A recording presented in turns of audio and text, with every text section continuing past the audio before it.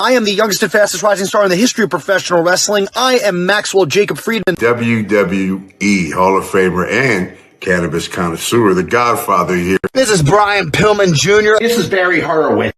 This is Dr. Britt Baker, DMD. Nikita Koloff, the Russian Nightmare. This is WWE Hall of Famer Tito Santana. This is Ricky the Dragon Steamboat. Hey everyone, this is Stinger here. And you are watching. And you are watching. You are watching. And you're watching. And you're watching. And you're watching. And you are watching. You are watching BAM. Bam. Bam. Bam. Bam! Bam. Bam. Bam! The podcast that's always a winner. The most badass mother effing show you're ever gonna watch. One of the baddest podcasts out there. You better stay tuned. Watch these guys. Listen to them. They get it. Watch Bam. Watch them breathe some fire.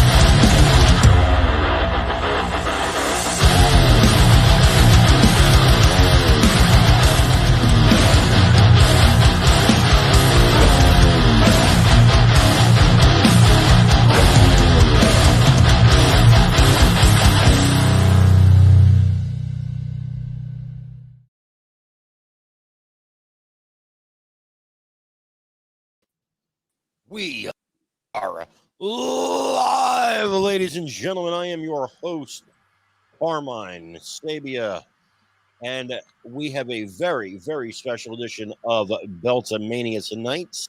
We're not Beltamania anymore. BAM, sorry. Very special edition of BAM Entertainment tonight. We will have Ted Dibiase, the $1 Million Man, joining us momentarily. But before that, let me introduce my esteemed. They are very esteemed. Okay? Yes. They're a steaming pile of shit. I mean, no, they're steamed. Esteemed. I'm sorry. Carmine wants to bam your taint. Be careful. Next to me. Meant. Your taint meant. By the way, are you going to be on the fucking Christmas show, Moose? You're here right now. I'm asking you right now. Sure. Okay. Then you're doing the gimmick? Because I'll buy the gimmicks tonight. Gimmicks, mimics. Is that a yes or a no? Slightly. You already said yes, so it's a yes. Don't make me pay for shit and then I'll do it. He is from Grenoble in the French Alps. No, I'm not. 7 feet 4 inches tall. I wish. The 8th wonder of the world. 15 years undefeated. The Moostodon. Mark Cyrus. Hi, everybody. That way. The things are backwards here. Below me, he can blow me. Ladies and gentlemen, he is hailing from, well, does that place even exist anymore where he's hailing from? Is that little bit Persia? It's Iran now, but he's hailing from Persia. It was Persia when he was born. Hailing from Persia, ladies and gentlemen, the master of the Persian clubs himself. He was there when Columbus sailed the ocean blue in 1492. Mark, double shotgun barrels. Maggard. And next to him, he's a simple Guys, I'm man. having a sound issue. I'm gonna have to step out, come back in. You shut your damn mouth. I'll be right back. Next to him, or now below me, and he can below me. He's a simple man of simple means. He's got fucking money. What? He's a man of many wishes, What? hopes his premonition misses. Ladies and gentlemen, Michael, two shakes, Hollandcheck. I wish I could say it's an honor to be on here, but Carmine's on, so that's. I hear you, man. I hear you. Yeah, I better now, Mark. I can't talk. Mike, your printing's getting real good there. Those should pass real well this holiday season. Wait, is that what you paid me with for that belt? Yeah, buddy. That's why you insisted on sending cash in an envelope. Yeah. You son of a bitch. Just don't get it too close to a heat source. Those things are real flammable. My penis is a heat source. Oh. So you have an STD? That's what you're saying? Oh, you did the STD. So, my house is all decorated for Christmas. I got to put some. Get ready for the punchlines here. I got to still put the balls on the tree. What? Do you have no balls? No, I have no balls in the tree. I got to put balls in the tree. You just want an excuse to handle balls. Oh, he's the handleball, man. He likes to grab them. He likes to grab two at a time in each hand and just. I do want to put this out there for the crowd. We have 10. Count them: 10. 1, 2, 3, 4, 5, 6, 7, 8, 10. 10 Beltomania belt bags left. Ooh. They fit almost any belt. Almost. They are with our logo on them. They are collector's items now. Excuse me, please. You're a classy lady. I am. But we have that. We have that coming. We have those in stock, I should say. They are $25 each, which is a steal in and of itself. But it's not bad. 5 for $100. So you save $25. 5. It's buy 4 get 1 free, essentially. Oh. I got 10 left. If you want all 10, hit me up. If you want 5, hit me up. If you want 1, hit me up.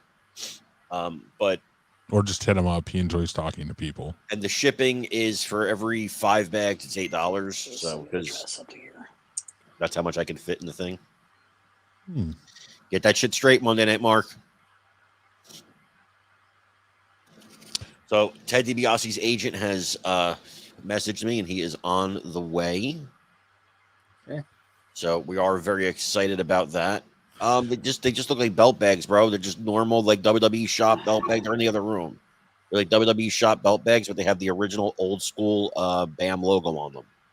But they're full zipper all the way. Back when we were gimmick infringing on the NWO. Correct. There's our original logo. And I might make them again. I don't know. I might make them again. They were a pretty big hit. So. Yeah, they did pretty well. They did. So while we wait for our guest, do we want to talk about any current wrestling topics? I mean, tonight is, and I'll bring it up and throw it out there. Tonight is the end of an era. Supposedly tonight could be the final Ring of Honor pay-per-view. Final battle is going on right now. So I hope it's not the end of an era. I get that it will be the end of what is the current Ring of Honor era, but I hope that they are able to come back some way, somehow, even if it's for like a one-off quarterly special or a monthly pay-per-view, and then just go balls to the wall with everything. Like, I would love to see them bring back the old school ring, bring back Dave Prazak to do the commentary. Nobody cares. A lot of people care, man. Nobody cares. If they cared, they wouldn't be closing. Well, if their parent company didn't buy a bunch of local sports contracts for television and put themselves billions of dollars in debt. So there's that. Jeff Hardy isn't employed, or he's employed for another 88 days or 80 some odd days. That's kind of a big deal. You know what? I hate to say this. I'm going to sound like a real a-hole, but I don't feel sorry for Jeff Hardy anymore. I can't. It's just. It's interesting, and it's really weird timing that he now has an issue. Now everything is popping back up because a lot of people on the internet have been saying, "Oh, I just want to see Jeff and Matt one more run. I just want to see them have I'm one more worried more." about his health. Well, yeah, obviously everyone's worried about his health, but it's just really odd that it happens right now. That's all I'm saying. Like I'm more concerned about Jeff and Jeff getting the help that he may need. Correct. So I spoke to Matt as I was telling Holinchek. I won't go into the details. Obviously, our private conversation, but let me speculate that maybe the reason he didn't accept the help is because he wants to leave. This is my issue right here. I mean, mean, there comes a certain point where you got to figure this guy just doesn't want the help. Like he just doesn't want to stay good. I don't know what to say. It's a shame. It's a shame. I have my own opinions on it. Matt, didn't. I'm not going to say that either. I think Jeff will be all right. I think Jeff will be fine. Okay. So it looks like Dibiase will be here around 9. Okay. Plus, I was just informed. Okay, so we got a little over a half hour. So we got time to kill. Let's talk about those belt bags. Let's get them sold. I want them out of my house. Your dog also wants you out of your house, and they don't seem to care about that. It's true. Here's the thing: if I was Tony Khan, and he is going to potentially end up in AEW. If I was Tony Khan, I would be like, all right, I will hire you, but here's the thing: you're going to go into I'm not sure how long these last 3 months, 6 months, whatever rehab program. You're gonna successfully complete that rehab program before you would debut for my company. That's what I would do. Because at least you could say then if he comes in there and he has issues and he relapses, that you gave him the opportunity to try.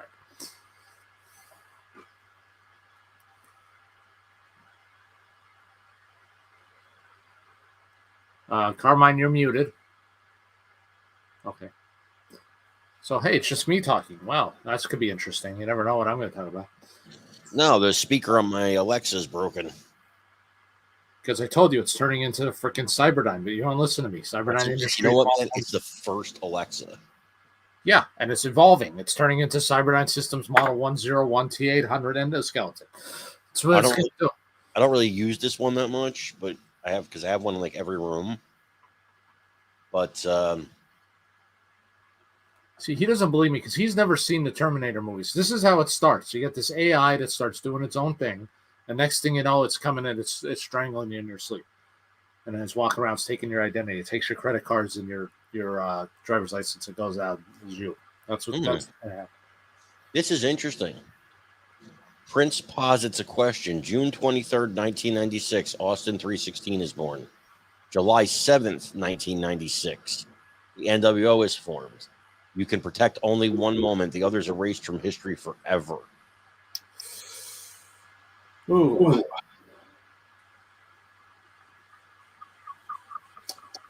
For me personally, I would erase. This is going to sound weird, but I would erase the NWO just for the fact that the guys in the NWO already had like stellar careers. You know what I mean? They were already top level superstars. That's what helped to make Austin into who he was.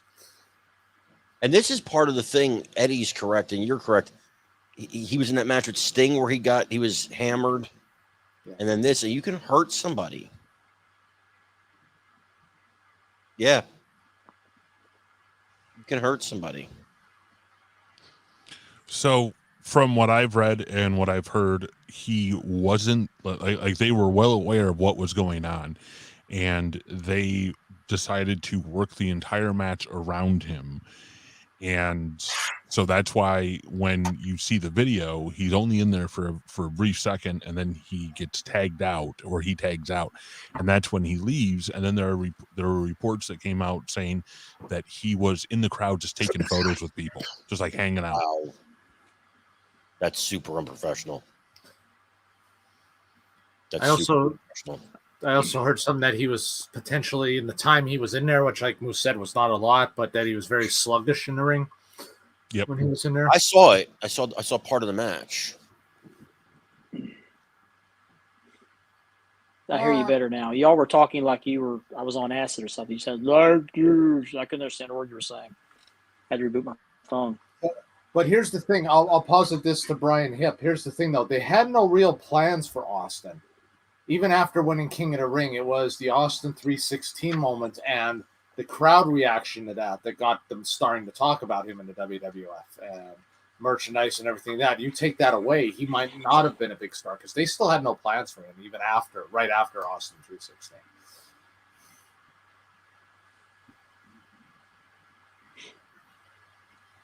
Yeah, Austin wasn't supposed to win 96. It was supposed to be well, Prince had said none of this happens out the curtain call. Yeah, true. That is very true. That's a very true statement. No, and what I'm about to say plays right into that, because 96 was supposed to be Triple H winning, and Triple H got punished severely. Like, got put on first, got put in the ring with Warrior, was working dark matches a bunch, and got the 96 King of the Ring taken from him because he was supposed to win it. He was supposed to get that push. It's interesting because, talk about guys getting a lot of chances like the Usos, I'm going to say a story that I've said before, but I'm going to say it again. Mick Foley talked about this. Just real quick, Jason, I'm just wild about Harry, and Harry's just wild about me.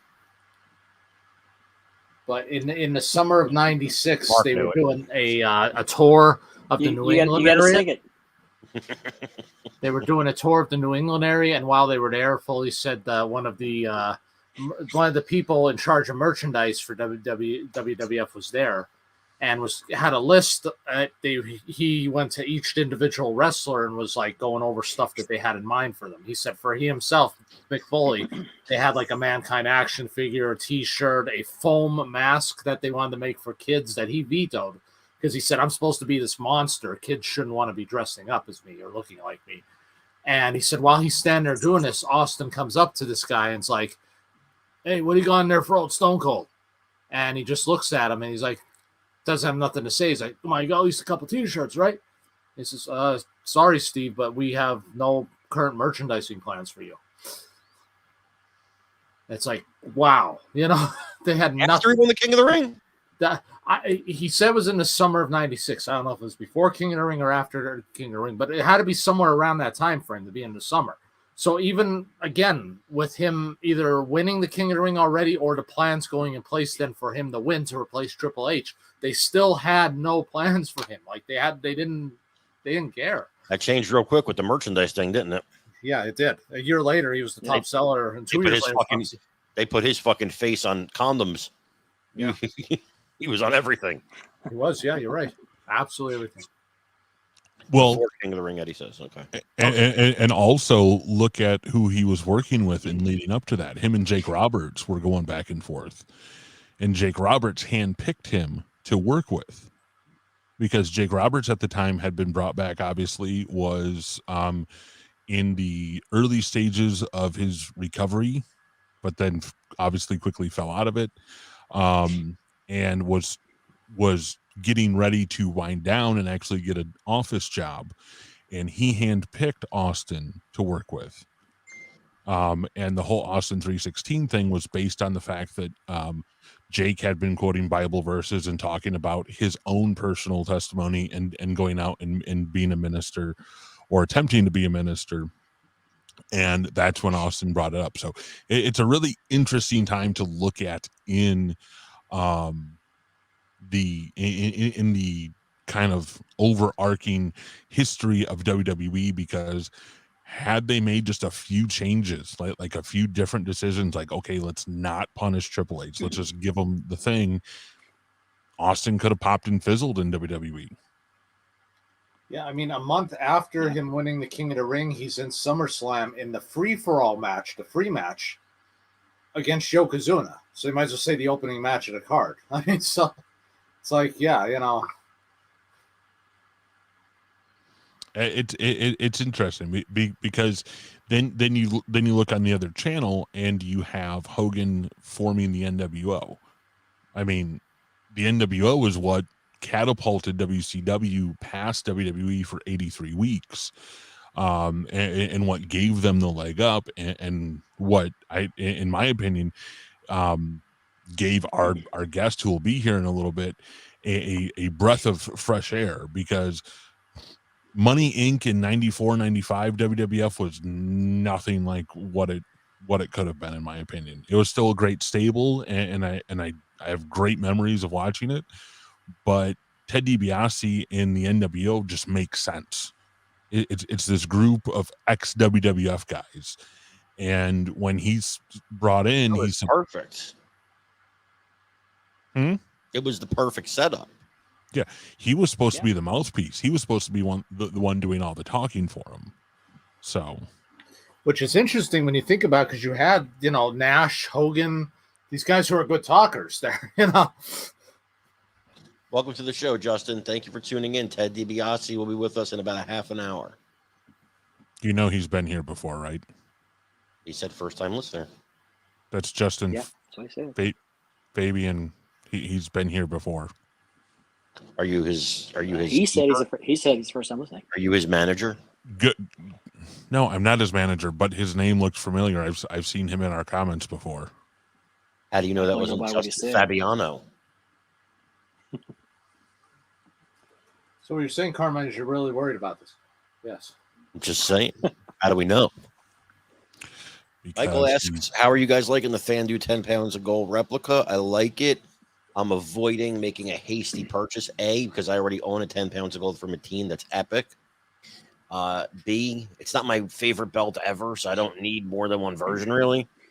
And C, when you put the real leather on it, that price gets pretty steep. Yeah, I could just go to Maggard. I mean, no. I'm just saying I ordered one. Oh. The price gets pretty. I wouldn't get it. I wouldn't get it without the real leather. Let's put it that way. And at that point, you're at like $800, and you can go to Rizwan for like $9 and get the 3D. And so I don't know. I'm not saying definitely no. I'd like to see what happens when people like Pablo James get it in their hands first and see what they actually think about it. What you need, Carmine, is an original red strap version. That's what you need. Yeah. No, I didn't pop for the real leather monstrosity. Yeah, I didn't pop for the real leather because I can re-leather it cheaper. Well, the thing a lot of people are wondering. Expensive, but it's a mini big gold. That's all it is. It's a mini. It's like $110. Yeah. The other thing about it is a lot of people are holding off until they see the first ones get delivered, because if you look at the one Trevor Murdoch has, it has some plating issues already, and there's machine marks all over the main plate. No, wait, Trevor Murdoch's using a replica? It's from Fandu. Fandu made it, yeah. Fandu made that. But it's ring used. That happens to the ring used belts. No, this was when they debuted it. It already had machine marks on it. That's right, because I remember when we said, remember when we talked about him making the NWA belts, and we said, I wonder if he's going to make replicas too, because he made the women's tags also. Yeah. And he certainly, if he's got the license, he could certainly make those classic tags. Oh, the ones that they're using, like the throwback two-tones? Yeah. And you got to figure he'll also make the television. He'll probably make all of those things. Yeah. This will be the third authorized replica I have of that belt, the NWA 10 pounds of gold. I got the Figs, I got the Premier. I know, but you'd be surprised. You think just because you were there when George Hackenschmidt won it, that it makes you special? That was an underrated match. It does. Listen, Hackenschmidt and popcorn Gotch flew all over the place. Yeah, Hackenschmidt and Gotch, baby. here's the thing you don't know. Mark was so dedicated to that championship and that match that he was one of those people that passed out. They took to the hospital, gave him fluids, and he came back 3.5 hours later, and they were still in the match just to see the finish. So, the problem is they gave him vampire fluids, which is why he's still alive 100 years later. But and I look pretty damn good too, by the way. You look great. That's just the age he was when the match took place. They gave him the vampire blood, and this is the age he stayed. So it's interesting, but this means absolutely. I can't stress to you how much nothing this means to me. I cannot stress to you how much that means absolute zero to me that it's officially licensed. I know some guys it's a big deal to them. Oh boy, Eddie, that's a loaded question. I would say come to me and I can get you any belt you want. FanDuel's not bad for a starter. WWE Shop, I assume you already are aware of and have chosen a different route. If you're looking for replicas that are not officially licensed or that are not incredibly expensive, I would suggest contacting me and I can hook you up. Pretty much with any belt you want that's ever been in the existence of belts. If you think FanDuel is expensive, then you'll want to come to me. But understand that a decent belt's going to cost you about $300. Would you say, Maggard? So FanDuel belts are pretty affordable, most of them. I think most of them are affordable. Yeah, I mean the new big gold, the Crumb Rhine is expensive, and this Dome Globe's kind of expensive. But now, Eddie, if you chose to go the brass route, I am on Twitter. Yes, I have the blue check mark, so you can find me easily. It's Carmine Sabia, Sabia. But I would posit to you that you can go the brass route, but your experience may not be as good. You may not. Okay, if you want zinc, come to me. I mean, look, there's people that are going to tell you they can do it for $150, bro, and you're going to get what you're going to get for $150. I'm telling you, $300, I can get you a decent belt. Brass, because brass is not the same as what he's saying is I don't hear good things about brass. You're correct. Brass is not the same as zinc. With zinc, what they use on TV, it gets the deeper etch. That's brass. That's a Crumb Rhine. It's a different ball game. And wasn't the premier? I know. Wasn't the premier Dome Globes brass as well? If I'm correct. I don't know. I've seen the back of them, but they were. I've seen the back of them. I don't think they are. I could be wrong, but I don't think so. Somebody had told me that years ago because I had one that Mark now has. It's in a good home, and but somebody had told me that they were brass. I'm like, okay, I have no idea. I don't think I ever paid attention, but it doesn't look like brass to me. But it's possible because that dome is actually hollow. It's not bolted on; it's hollow, so it's possible it could be brass. Your head is hollow. Sometimes. Now, I will say this. I do have 3 brass belts, 3 ECW brass belts, the original ECW brass belts. But here's the thing. I'm fine with the being brass because they're not supposed to be something special to begin with. You want them to be accurate. They're not really that special. So, yeah. The one thing about brass is it engraves better. That's what I was told. If you want an engraved belt, brass is the way to go. No. If you want etched, zinc is the way to go. Oh, yeah. Well, I mean, brass is a lot heavier. Yeah, it is. And yeah, you're right. This is a different ball game, but this is a brass engraved belt. And I wanted it in zinc. He taught me into getting it in brass because he said it engraves. The engraving is better on it. The original Crumb Rhine is brass too. No, it's not. The original Crumb Rhine is silver. It's actual sterling silver. How you get the book? You sure? Because I'm pretty sure it's brass. I was told it's actual sterling silver. Are sure isn't brass plated silver and gold? If the belt you want to get is autographed, homie, you got to get it autographed. I can't get you an autograph belt. Shh. Oh, they're both great, man. They're both great. I have the book. I just don't know. Oh, yeah, that's fine, dude. That's fine. They're both good. I like the zinc one I have right now because brass just drives me crazy to have. And it's very nice. The chrome one I have is very nice. I would say the Riz one is a step better, but it's close. It's real close. And so I'm happy with it. I'm happy with it.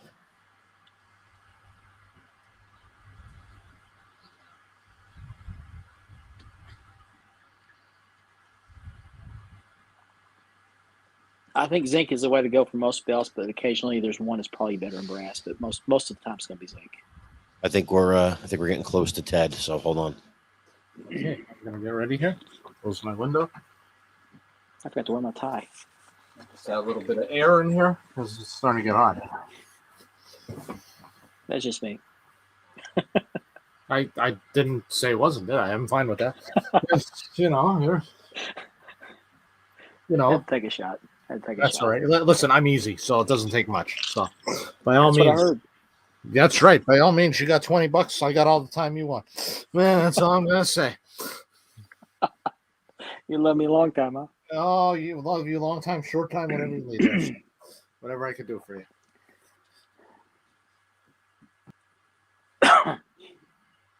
You guys sound. I mean, I had to leave and come back because you guys sounded like as if they were playing the video. All the the sounds of you putting the cup down, I could hear that fine. But when you were talking, it sounded like you were talking.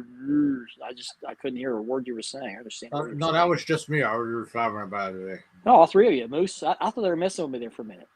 And then you started talking. I thought, no, it's not that. Well, that's because Carmine was eating, so that's why. Yeah.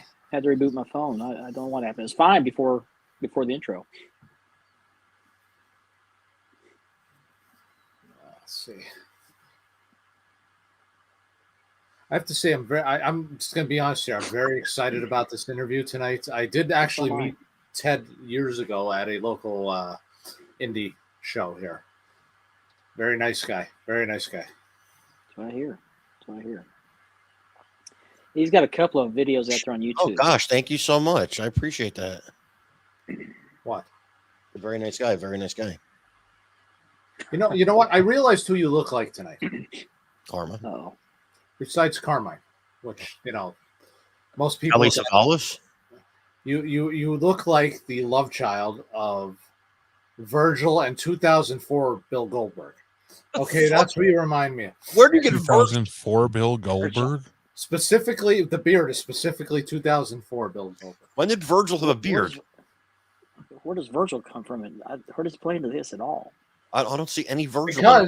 Because he'll do anything for a buck. So that's why, there you go. Yeah. Oh, smooth. There it is. I'm from the South. We drink sweet iced tea here. Sweet tea. Sweet tea. Doot.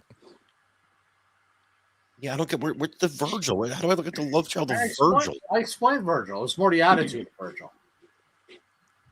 I don't think Goldberg would have. I don't think Goldberg would have anything to do with Virgil.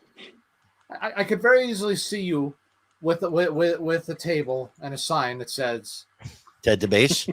No, that says former wrestling promoter Carmine Saba instead of Sabia, S-A-B-A. Asking for people to sign and have autographs and pictures. Well, he's eating his Olive Garden curbside to go. There you go. Fuck you! Get off the screen. Olive Garden. You crossed the line, Mark. You crossed the line, Mark Cyrus. You crossed the line. Listen, I was looking for a very good Christmas present for you. I wanted to send you a Ragu logo T-shirt. I thought that would have been nice for Christmas for you. That's good. And I'll send you a grenade with the pin pulled. That's nice because then you'll be a domestic terrorist by blowing up a post office. Oh, that's probably gets here. So yeah. So there you go. I think that one.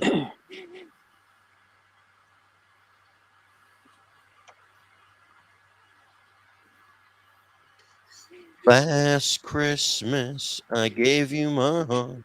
Oh my God! Please stop. Please stop. Listen, this guy is the only person I know of in the world. Where is he? Where are you? Right fucking there. But the only guy in the world who likes A Christmas Story too. I've never seen A Christmas Story 2. Have no desire. Hold on. DiBiase's minutes away from being here, guys. So if you're tuning in to watch Ted Dibiase, he's on his way. Ted Dibiase, second generation superstar, professional wrestling Hall of Famer, the only man to hold both versions of the North American title to exist. Mid-South and WWF. Why don't you have a nice tall glass and go fuck yourself? Former Mid-South Tag Team Champion, the leader of the Rat Pack. He's Frank Sinatra? That's the group him, Jim Duggan, and Matt Bourne originated in Mid-South Wrestling. $1 Million Man, Hacksaw Jim Duggan, and Doink the Clown. Yeah, he was great. He's a great deal. So I didn't say I like A Christmas Story 2. Here's what I said. Taking the movie on its own, not comparing it to the original, removing the original from the equation, it is your standard fare Christmas movie. It's passable. It's kind of enjoyable. If you didn't see part one. If you didn't see part one is the main thing. But I didn't hate it. I'm sorry. I didn't hate it. I think they should have a third version of them, like going to college. Ralphie goes to college and Scott Farkas is like kind of like Revenge of the Nerds. Oh, if they have the original actors play, they'd be going to the senior citizens home at this point. Yeah. See, I found out a couple things about this guy over the last few days that actually makes me question his American citizenship. First of all, the Christmas Story 2 situation. Then I found he's never seen a Rambo movie of any kind. No, Vinny. Rambo? I've never seen Rocky. No, first of all, I don't know about that. But, Rocky. But I'm going to say this. Stop or My Mom Will Shoot. Gone with the Wind. Stop or My Mom Will Shoot. Gone with the Wind. No, Vinny, it's not. Listen, it's your standard sappy, sugar-sweetened Christmas movie. And but we did say this. If you go by Christmas Story 1 and 2. Hold on. But before you finish that, I heard this on the radio. There were 200 movies produced in the year 2021 with the title Christmas in it.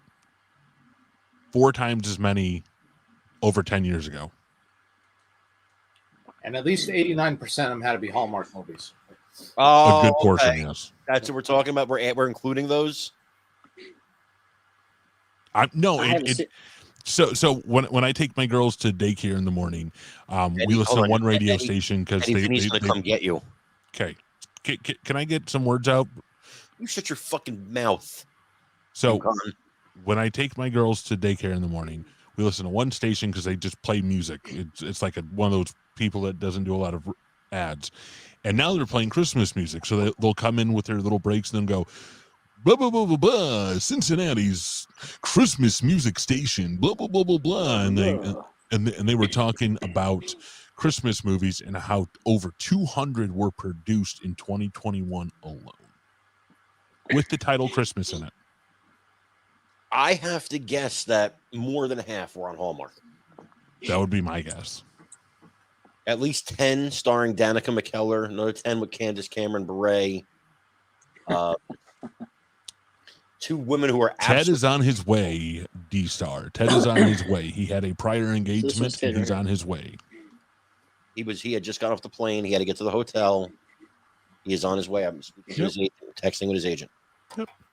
Hey, we're here to entertain you, D-Star. If you've never been here before, welcome to BAM, Saturday night's BAM event. And please like and subscribe. Hit the little bell for notifications. We have interviews all the time. And then general chicanery, like you're seeing now. Chicanery. Most guys watching this don't know what that word means. Most people who watch the show can't spell it. It's true. Well, most of them get there's something about Harry or Harry's Wild About Me. He didn't get that reference either. I did, but he didn't sing it. You thought that this ass clown was the $1 Million Man, Ted DiBiase? You know what? I could see that. Everybody has a price. I could actually see that a little bit. Everybody has a price for the $1 Million Man. So the question would be, would Mark Maggard attend West Texas State University? I've been there. I've been to the stadium. Mark helped to build West Texas. West Texas State. No, I had some relatives that lived out there, and I went on a tour of the campus with them. So I've been there. Hey, Beautiful just real campus. quick, we're speaking of the southern states and everything. I just wanted to give at BAM our thoughts and prayers. Absolutely, the people who are suffering, who have died, who are left to rebuild from the vicious, terrible tornadoes that happened last night. And that's not just empty words from us. Myself and the guy on the bottom right hand of your screen, Mike Holinchek, were on the phone most of the day, pretty much. And if I'm lying, Mike's a woman in drag. We were on the phone most of the day, pretty much almost in tears, watching the coverage. And they said 70 dead in Kentucky. The numbers going to reach 100. I think it's going to reach way higher than 100. I think it's going to be in the hundreds. And the reason I think that is because the tornado came in the middle of the night. People were sleeping who didn't hear the warning. If you were any living creature, be it human or whatever, if you were a living creature in one of those houses that I saw on that TV, there is absolutely no way you could have survived unless you're in the basement. There was a 0% chance of survivability of those. It was, seeing factories, gigantic buildings reduced to essentially matchsticks. Yeah, I was just going to say that me and Eddie have a mutual friend, Miss Amy Vaughn, who, hi Amy, she lives in that town, or right next to Mayfield, and she had posted in a group chat that we're all in about how a few factories got hit and there were people inside working on third shift. So yeah, that thing ripped through Western Kentucky and just kept going. So started in Arkansas, didn't it? Started in Arkansas. Yeah. And here in the Cincinnati area, we were placed under a watch for a while. And I was laying in bed last night watching TV, and you could hear the storm outside. And then this afternoon I was sitting in the living room with my son, and we lost power for, I don't know, maybe 5 minutes. It got real windy outside. But yeah, it's definitely an odd December for weather, because I'm in Cincinnati right now, well, outside of Cincinnati, and it went from almost 60 degrees when I got home with two of my kids, and within about 45 minutes it dropped to 40 degrees. Like, very odd weather. And I live in Oklahoma, and which is just considered a southern state, depending where you live. And we live in the heart of Tornado Alley, and so, yeah, and we always get the TV shows on our weather news on the news stations. They always tell us that a tornado can happen any day of the year. It doesn't have to be summer. It doesn't have to be spring. It can happen in the wintertime. It's happened in Oklahoma. We've had snow, we've had rain, we've had tornadoes and earthquake all in the same day. Believe it or not, that's actually happened. Yeah. What kind of weird episode of the Twilight Zone does the state of Oklahoma exist in? Well, yeah. I'm so excited for tonight. That's the thing. Basements are not big in the South. Mine would fit a compact car, and you couldn't open the doors.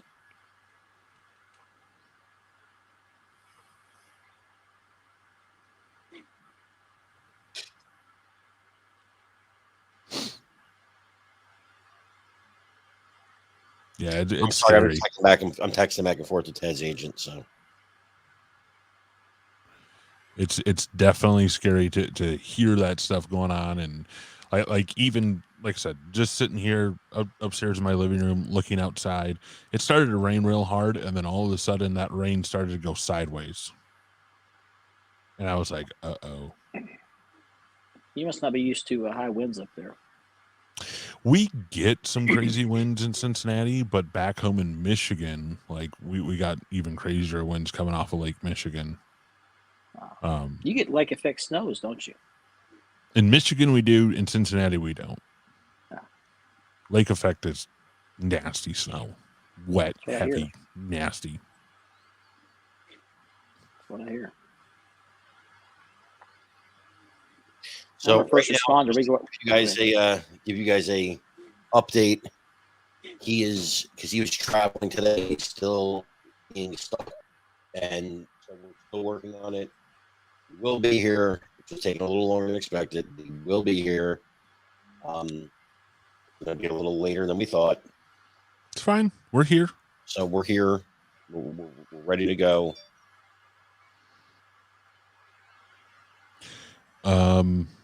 Oh, Mike. I know you did what I did recently, and we went back and revisited all the old Super Clashes, AWA Super Clash. Yes. One thing that I want to suggest to you and WWE, if you're watching this, you need to put it back up on the network. You need to search out Road to Super Clash 3. It was a TV special that they did where they had a bunch of matches. It was like 2.5 hours long too. It was on the network under Hidden Gems, which I guess Hidden Gems are just going to be randomly sprinkled into WWE Network now as their own things, which is weird. That whole section is gone. Yeah. Hidden Gems is gone. But search it out. It is on YouTube. It is well worth your watch because it kind of gives you some context leading into Super Clash 3. But I say all that to say, what was your feeling watching Super Clash evolve from 2 to 3 to 4? And did you do yourself the favor of watching Wrestle Rock 86 during that time? Because it is very contextual, kind of where they were going in 1986. I actually did watch Super Clash a while ago. I didn't watch it like recently in the context of everything that was going on, but I have watched it previously. Here's the thing that kind of got me, and Carmine and I were talking about this because we watched Super Clash 2 together. And he still hasn't forgiven me for that. As a matter of fact, he did send me a very nasty letter to my wife, basically calling me every name under the book, and then she had to ask me what was going on. I said, because we watched Super Clash 2. And this is the way he is. So, here's what... My biggest issue with Super Clash 2, besides it being just an average card, was the amount of empty space that there was. In the Cow Palace. Yeah. I mean, it was empty. And I'm like, wow. I can't even imagine what those wrestlers must have thought, like walking through there and seeing like well over half empty. I mean, Super Clash 3, though, from 2 to 3 was a night and day. I mean, Super Clash 3 looked like a pay-per-view. It looked like an event. I mean, everybody from the announcers to the Lee Marshall. Yes, the Lee Marshall and Gary Michael Capetta as the announcer. Yes. Even just having simple things that you don't even think about that much, but when you look at it, you think, oh, okay, yeah, like the ring, the ring skirts with actual AWA logos on and the Super Clash logo. I was like, wow, just completely different. And you it's almost like, to me, like a different production team was behind both shows. I don't know if that's true or not, but yeah.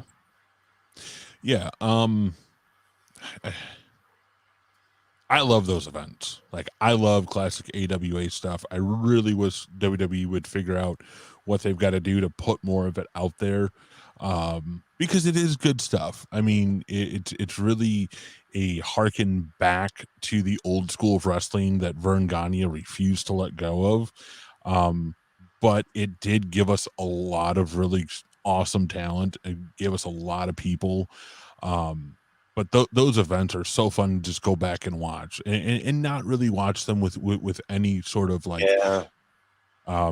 I had tons of fun watching it, bro. To be fair, we started off with the worst one, so. Yeah, I mean, two is weird. 2 is at a very weird point in the AWA. It was at a weird point. It was at a point where somebody should have took it out to the fucking barn and shot it. Holy shit. That was like somebody. I was watching that show, man, and I was somebody send down a fucking meteor to bring sweet relief. It's a show that unless you really enjoy that style of wrestling, like really enjoy just the cut and dry, straight up. Most were the feuds. The announcer didn't tell us anything about why any of the matches Ron were happening. Trongard. God, I love Ron Trongard. His voice is so good. A great voice. Great voice. But he may have wanted to inform people, the back, because WWE, every pay-per-view, they give you the backstory of why these two people are facing. And that was part of the problem with the AWA. Nobody looked like they were in a feud. There was no I'm gonna get them. Exactly, because they didn't think that they needed to do things like that. They thought that they would book their two. Obviously, they thought that they would be able to get away with booking their 2 angles a year, and that's what they did. They had 2 major angles a year, and they would plan what the end would be, and then they booked themselves backwards, which is a very smart thing to do because you know where you want to look up, end up, and so you work yourself backwards. The problem was they didn't consistently put those things at the forefront of their TV until it was too late. So in 86, when everybody else is doing that and they're using their TV as an infomercial for their live events, the AWA was still under the mindset that, you're just tuning in to watch wrestling, and we're going to be in St. Paul. We're going to be in Waukesha. We're going to be here. And they just thought that people were going to show up, and they did, because AWA really did have a great loyal fan base, and that's what really kind of kept them going, and that's why they didn't really leave their area except for going to Denver, going to San Francisco, maybe hitting the showboat. I'll tell you, that house we saw at Super Clash was packed to the rafters. To the raft. Yeah, it's bad. Here's the thing. Here's a major difference. Now, if you watch, again, Super Clash 3, which, again, I've said is actually a very good show, and I really think Carmine should watch it. It really is. But here's the thing. That wasn't 100% completely sold out either, because you could see here and there, like you could see like a little section or whatever. But the way the lighting, 100% different. The Cow Palace, they just completely illuminated everything. So you saw all this emptiness. Empty chairs. Yeah. Whereas Super Clash 3, they did the old school Madison Square Garden thing of the focus of the light was on the ring, and you only see the first couple rows, and everything else was in darkness. So you had no idea if there was 20,000 people there or 2,000 people there. You couldn't tell. And here's the thing about Super Clash 3 as well, is that was held on a Tuesday night. Wow. They are like the only victim of Vince McMahon's non-compete with the cable systems. Because if you remember, 60 days prior, 21 days after, he blocked out cable systems from having pay-per-views around his. And so they had to do it on a Tuesday. And I'm super excited for the next episode of Jeff Jarrett's podcast, where he's actually going to get into it, and he's going to get granular. He's going to talk about how they got there. Sometimes at night, I find it hard to sleep, and that sounds perfect. I mean, usually you think about oily men, but yeah, oily men, yeah. But no, I'm excited for it because it's one of my favorite. It's one of my favorite '80s events of all time. So I'm excited to hear the viewpoint of somebody who was there, somebody who was involved. I want to ask him, why didn't you do something to lock the doors so nobody could get in and be subject to that fucking disaster? You know when I liked AWA? Super Clash 3. This is when Memphis and Florida and everybody got involved. I'm going to tell you when I liked AWA. When it was on ESPN, and the thing that hooked me into AWA to watch every week wasn't Bockwinkel, wasn't even Henning. It was the Midnight Rockers versus Rose and it's Summers. Doug Summers. Yeah. That feud was epic, bloody, awesome. And that was completely just thrown together. That was something, hey, we've got to do something here. Because if you look at Buddy Rose outside of Portland, he's a mid-carder at best, not saying he wasn't very good because he was amazing. I suggest everyone goes out of their way to find stuff with him in Portland, especially against Piper. Because in WWE, he was only a jobber. He was a jobber, yeah. He jobbed out to everybody. Doug Summers was a journeyman, and they randomly put them together. They randomly threw Sherry Martel into that mix, and it just all clicked. It all worked. It just worked. It worked. Let me ask you a question, Moose, because I want to. You would definitely know the history of this better than any of us, I think. So at Super Clash 2, the big match is Kurt Henning versus Nick Bockwinkel for the AWA World Title. End of that match, they basically hold up the title, say they have to review it. Stanley Blackburn has to review the tapes and all that kind of stuff.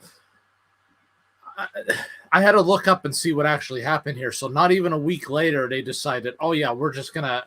Henning's the champion anyway. So then why do that schmoz? It makes no sense. Yeah, and here's the cute part. What I loved in the storyline context of it, you actually, and they're watching the quote-unquote videotapes, you actually see Larry Zbyszko with the roll of quarters smack him, and they don't see this on the tape. But not only that, you killed the heat. You killed the crowd. The crowd was hot, and you killed the crowd for the payoff of nothing's going to happen. Now there's going to be a tournament. We stripped them. The payoff was nothing. So why did you kill your crowd for no reason? It's the same thing they did with Hogan. If you guys go back and watch Super Sunday on the network, which is great. It's like almost 4 hours long. Whole bunch of great talent on there. Blackjack Lanza, R.I.P. sir. He makes an appearance on there in a 6-man tag. It's the same thing they did with Hogan all the time, and Super Sunday was actually the straw that broke Hogan's back, and kind of pushed him to go to Vince, because this is from my understanding, it's the second time him and Bockwinkel had sold this place out, and they decided to do it again. And basically, and they really built it up, and they really hyped it to where they're going to put the belt on Hogan. This is the time that they're going to do it, and then they don't. They schmoz finish it again. That was the AWA's calling card. Because Vern was so afraid of getting screwed.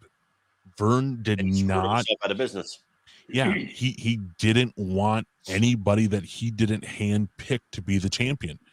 It's why they created the international television title. He wanted Greg Gagne to get a run with the belt, and everyone's like, no, you give him the belt, you might as well shut the doors the minute after.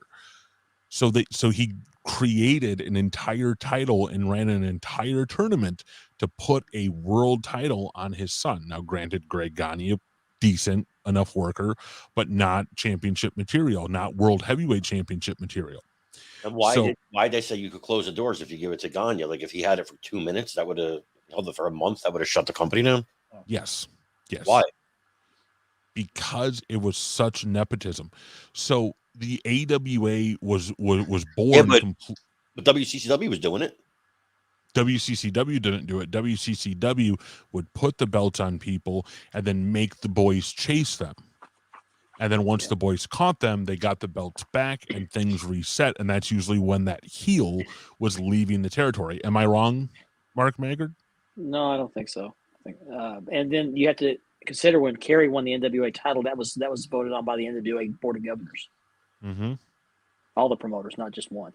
Yeah. So the AWA itself was born out of the fact that Vern Gagne wanted a run with the NWA title, and when he wasn't given it, he said, well, I'll create a promotion and I'll make myself the champion, and then I'll pick who gets to be the champion. And if I pick them, I'm going to give them the ultimatum that if I put this on you, you're not going to screw me. You're not going to leave. And that's what he did. That's how he got Henning to stay into 87. That's how he kept Bockwinkel around. And all that. And I mean, Bockwinkel was 40 when he got the belt for the first time. 40 years old. I think Bockwinkel really, and that's what I was saying to Mike the other day. You know, I don't really see Bockwinkel having a run in WWE. God no, he went there. He went there in '87 as a C-level commentator. No disrespect, and he was in a Legends Battle Royal. Yeah, with Arnold Scullin. Which, like, okay, cool. Like, this is very nostalgic for the time. But Bockwinkel, no. Bockwinkel was one of those guys that had a great career prior to the AWA, and was very instrumental in helping get a lot of people over and helping get the AWA over. Without Nick Bockwinkel, Bobby Heenan would have never went to WWF. That's very true. So Bockwinkel is a very intricate person in the AWA. But Just by the time... Just an update real quick for people that are tuning in. Ted Dibiase is going to be here. We're still waiting for him. Stay tuned. He's having a little problem between the airport and the hotel. So, like I said, just stay tuned. I'm in touch with the agent. So, in fact, I'm going to message him now. Look ahead, Moose. I'm sorry. Yeah. So it's just one of those things that the AWA would pull these schmoz finishes because they thought, okay, if I'm going to do this, if I'm going to say Henning is the champion at the show, but no, I've got to review things. That in their mind, it's like, okay, people are going to tune in to find out what Stanley Blackburn's going to do or going to rule. And then they're going to want to come to the shows because they're not going to put that on TV. They're going to put it in a house show. So it was just their method of thinking of, okay, we're going to do this. We're going to schmoz the finish. And then at the end of the day, we're still going to do whatever we originally planned, but we're just trying to draw more of a house. That's all it was. They were trying to bring more viewership to the TV show. And that's the other thing that I feel really got fumbled is they were on ESPN in ESPN's infancy, like literal infancy. And ESPN had no idea what to do with it. They're just like, you'll be on Tuesday at 4:00. Shit, there's a baseball game on. We're going to push you to Thursday at 4:00. And then something would run over on Thursday and you'd come into the show like 20 minutes late. Yeah, I remember that. Can you imagine how different history would have been if Vern had put that belt on Hogan? Yeah, I think Hulk would have eventually left because he would have still fizzled in the AWA. He was all too about big. timing, though. Well, it's about timing, but independent on who you believe, Vince took everything that the AWA was going to do and did it with Hogan anyways. Vern was just going to feed him heels. He was just going to keep bringing people in. They were going to do something with Andre.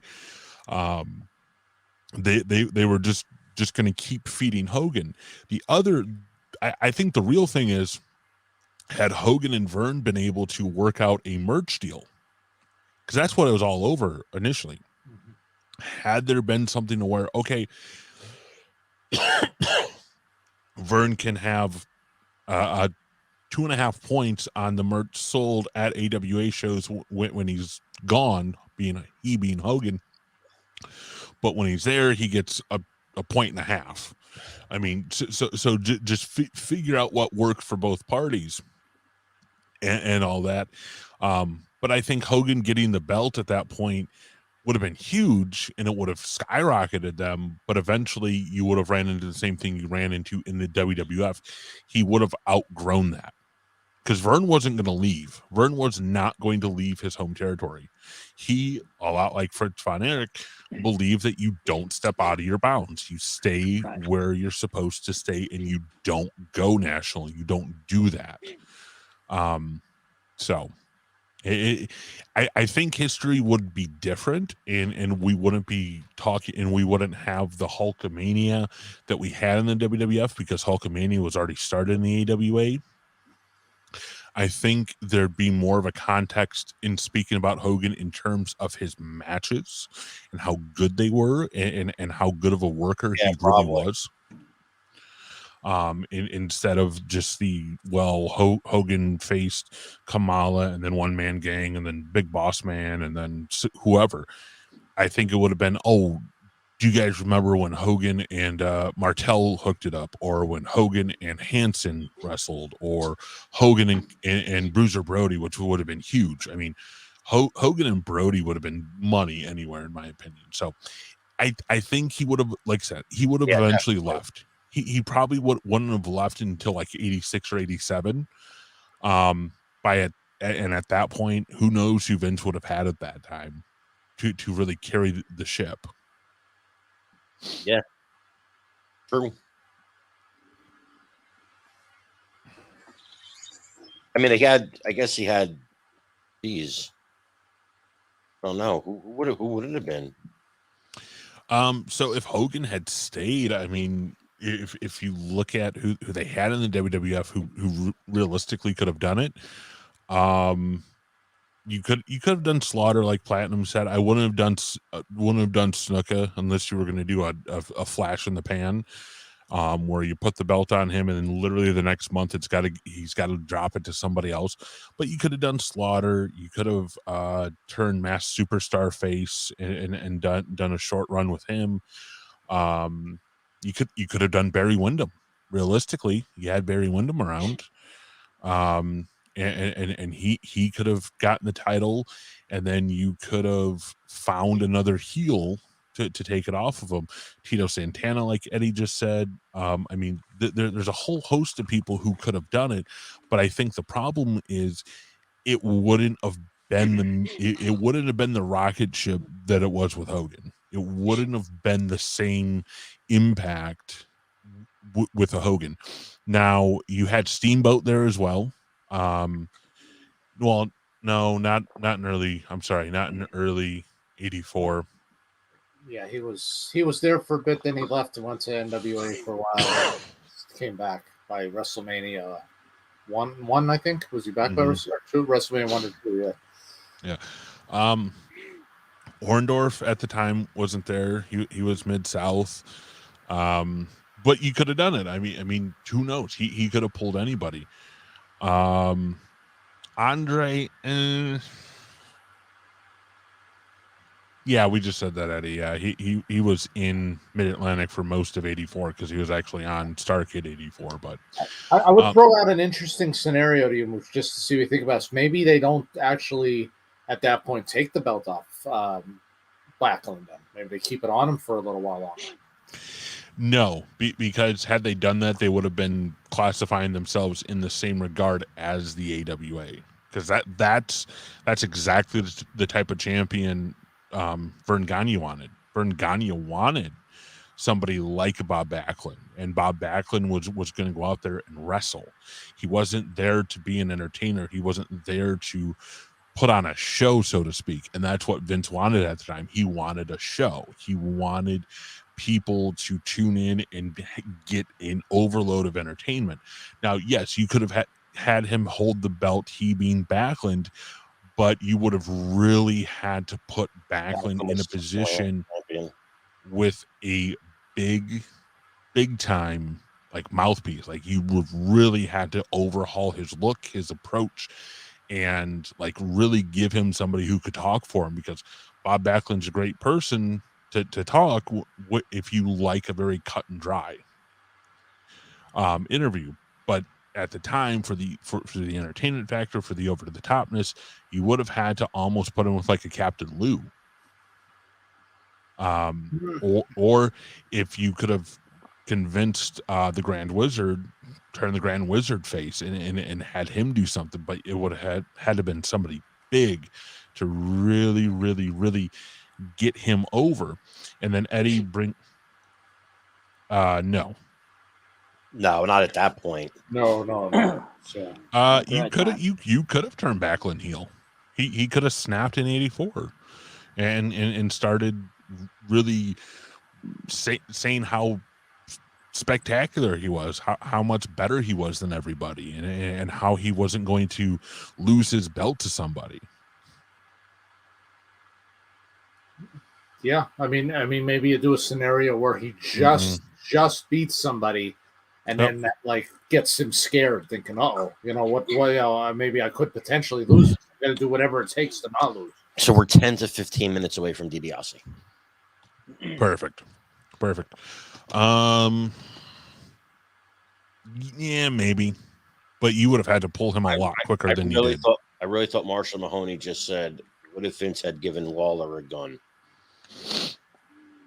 No, Lawler at the time was making his good money in Memphis. I mean, he was all He was a and star. he was the star. I mean, but Orndorff, no, Orndorff was What about- still. I'm going to say something crazy. What about Dan it's a- Spivey? That could have worked. Golden Boy. What if I'm trying to, and I could be wrong with the timelines here, so forgive me if I am. But what if Vince offered enough money for like David Von Erich to come over? That would have been that would have been huge. I mean, Yeah, it would have. But Andre, we said that. It would have been weird. the problem for Andre is the problem to giving Andre the belt is how do you get it off him? Yeah, exactly. Who legitimately looks like they can beat him? Mm-hmm. Yeah. Even pulling a heel type switch, you know. But you know what? That could have been. I mean, if we're gonna fancy book here a little bit, that could have been an interesting scenario. Like Moose was saying, if Hogan doesn't come into like 86 or 87, Hogan comes in as a heel. I beat you. I bloodied you before, Andre. I'm coming for that title. And it could be believable as a heel Hogan versus a face Andre for the world championship. Wow, I love Orndorff. Orndorff could have absolutely been the guy. Don Morocco. No. Don Morocco did short term. Don Morocco didn't have the interview skills to be the man. No. Terry Gordy. No, he didn't have the mic skills either. Vince liked a guy muscular. Gordy was not that guy. Gordy as a top heel, I could see. Yeah, Gordy was just a good athletic big man. That's all he was. Picture Gordy as a baby face, Moose. Yeah. He's been a baby face. I mean, but like the baby face. I mean, I don't know. He was a baby face, and I don't understand how because he just looks like a guy that is looking to kick your ass. Yeah, it's really hard to say because I'm looking at the '84 roster right now, and I mean, you've got Brian Blair who's too small, Ivan Putski who's too short. I really think you got to bring somebody in from the outside to make the big splash, like coming in to be the guy. Mm-hmm. But even who? Sergeant Slaughter, if you can get Sarge. Yeah, I mean, Sarge was there in and out, but it's really tough to say because what if John Studd turned face. Yeah, I mean, but the problem is then. You put the belt on him, you've got to deal with Andre, and Andre hated John Studd. What about Barry Windham? Yeah, we said that. Barry Windham could have done it.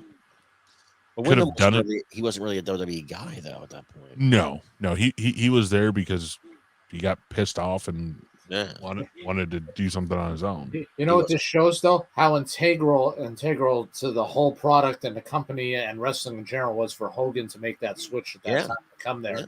Because there's no clear-cut person of who would be the person who could replace him.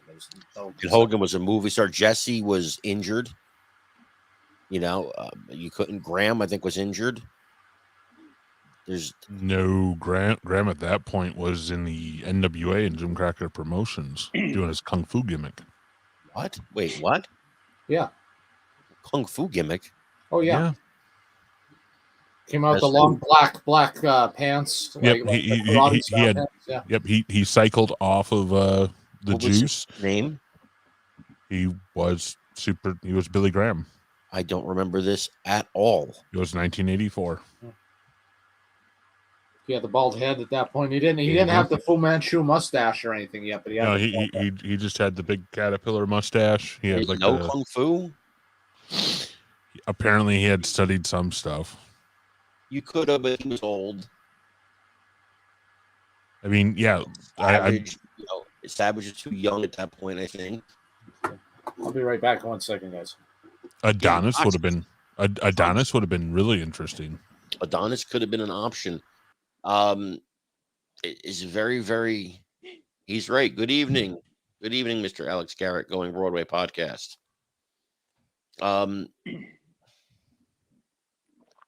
I think Mike's right, though. I think you got to. What about Magnum TA? Was he too young at that point? No, I mean he was in Mid-South with Ted. Yeah, he was still a little green, I think. he was green, but I mean, and he wasn't quite like he had just really gotten going. Dusty.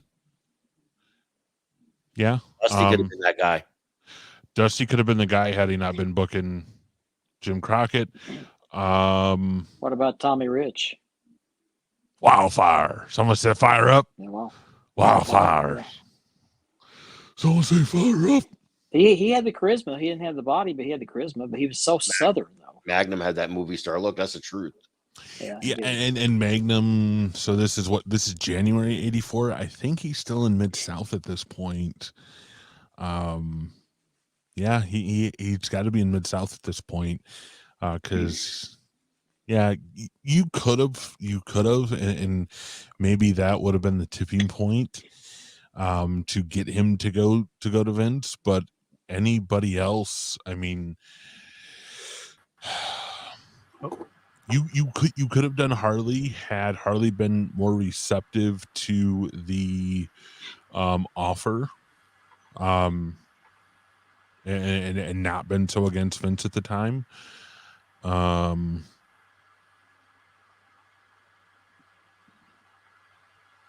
It's weird. It's really weird to think about Hogan not taking that spot and trying to put somebody in there who realistically could have taken that and really could have made a run out of it, because anybody else that we've mentioned that we're like, oh yeah, that would work, is a short term. And when I say short term, you figure at that time they were running Madison Square Garden every five or 6 weeks. They didn't really have that big of a loop. I know that they were still very regionalized, and TV wasn't quite where it was. So, I mean, you could have gotten away with. What year are we talking about now? 84. What about Gino Hernandez? Yeah. He was still around until 86. Yeah. The problem is getting him out of Texas and getting him away from Paul Bosch. Yeah. But yeah, I mean, it would have worked. You could have brought him in. You could have baby faced him up, and you could have really been like, "Hey, go kid, go," because I think he would have been great. Not to put him over because he's on his way right now. Ted DiBiase. Christmas, Mike gave you his heart. What about Rick Martel? Next day. Rick Martel at the time was AWA. Okay, but maybe Mike's talking about bringing somebody in. I think the number one guy you'd have to put eyes on and offer a lot of money to if you can't get Hogan is Dusty. That's the only legitimate guy I could see taking that spot. Pre-polka dot. The charisma factor. Yeah, he had the charisma. Yeah, but I mean, at that, well, no, it would have worked because Dusty didn't really start booking full time until early '84, because Dory Funk Jr. was the one who actually set everything up booking wise for Starrcade '83. And they had the fallout stuff from that in December into January. And then Dusty picked up the book, I think, mid-January, early February. So it could have worked. I mean, I think but here's the thing. He would have wanted to have been the booker. He would have wanted to write the stories. He would have wanted to position people, and Vince wasn't going to give him that. Because had Jim Crockett said, no, we'll bring you in and we'll make you a top star, but we're not going to let you book, he would have said, fuck it, I'll stay in Florida, because he could book in Florida. Yeah. Oh, for God's sake! What? I was looking at something Mike sent. Yeah. But yeah, no, I think you think of guys that had the charisma that could carry that. And see, a lot of people are saying Piper, but love Roddy. Roddy was a friend. But Vince was looking for a bigger guy. Roddy was a smaller guy. Roddy had to be that heel. I mean, he had to come in as the heel. I mean, he was a money heel. He was a money heel. Later on in his career, face is fine, but at that point, I can't see another replacement. If you say to me, Carm, you got to pick one guy, it's got to be Dusty. I can't see it. Okay. Brian Hip, I'm sorry. That's the other guy it could have been. Yeah. I mean, you cherry pick him at the height of his popularity in Mid-South. And you bring him up, and he was no pun intended here. He was over like Rover. And I really don't mean it. That really was no pun intended. He was over, man. I mean, it was wherever he went. Yeah, the crowds ate him up. Yeah. He was probably as over as Hogan. I would say he was more over than Hogan in Louisiana. Well, yeah, but Louisiana is not the world. I know, but I get what you're saying. But if you have to take it like a state by state basis, if you would have walked down the street in 1983, 84 and said, "Hey, Hulk Hogan's coming," people are like, but JYD's going to be there. Oh, we're going to be the. He was more over. I was actually more over on Burbank Street in Paterson, New Jersey. I don't know if that counts or anything, but I could have filled a living room there. Gotcha. Ted is on his way.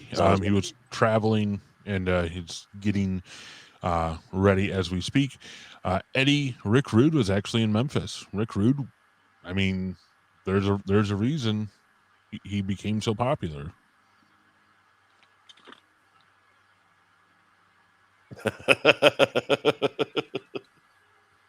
It's true. I mean, you put him in the Superdome in the early 80s, you're gonna sell out. Yeah, no, I mean, I can't really think of other guys. Speaking of Hulk Hogan, not great news coming out about his health. Saw that. Yeah, apparently he actually needs assistance to walk now. This is coming from Ric Flair. Yeah, I said this in our chat. There's pictures they of. might not know it though. These people might not know it. Well, if they would pay attention, I think. But he looks a lot more like, you ever see that meme with the Indian guy that said, "I met Hulk Hogan"? Yeah, he's looking a lot more like the guy in that picture these days. Well, I mean, he's had 20-some back surgeries. Yeah, I mean, in a decade. Yeah. And the hip surgery. He had a hip surgery too, didn't he? Yeah. Multiple knee surgeries as well. Yeah. Both knees. Yeah. And to think all of that could have been avoided had he just agreed to take the sleeper hold as his finish. My mom, may she rest in peace, she used to say, "How are these guys not going to wind up in wheelchairs when they're older?" He dropped that leg 300 nights a year, and he got height on it every time. Landed on his spine. Boom, boom, boom, boom. I mean, that's a fucking knee drop would have been better. A knee drop would have been better. I'll be right back. Who offered him the sleeper? I don't think it was really offered. I think it was offered, but it was more or less, hey, we're kind of thinking we want you to do this type of deal, or what do you think?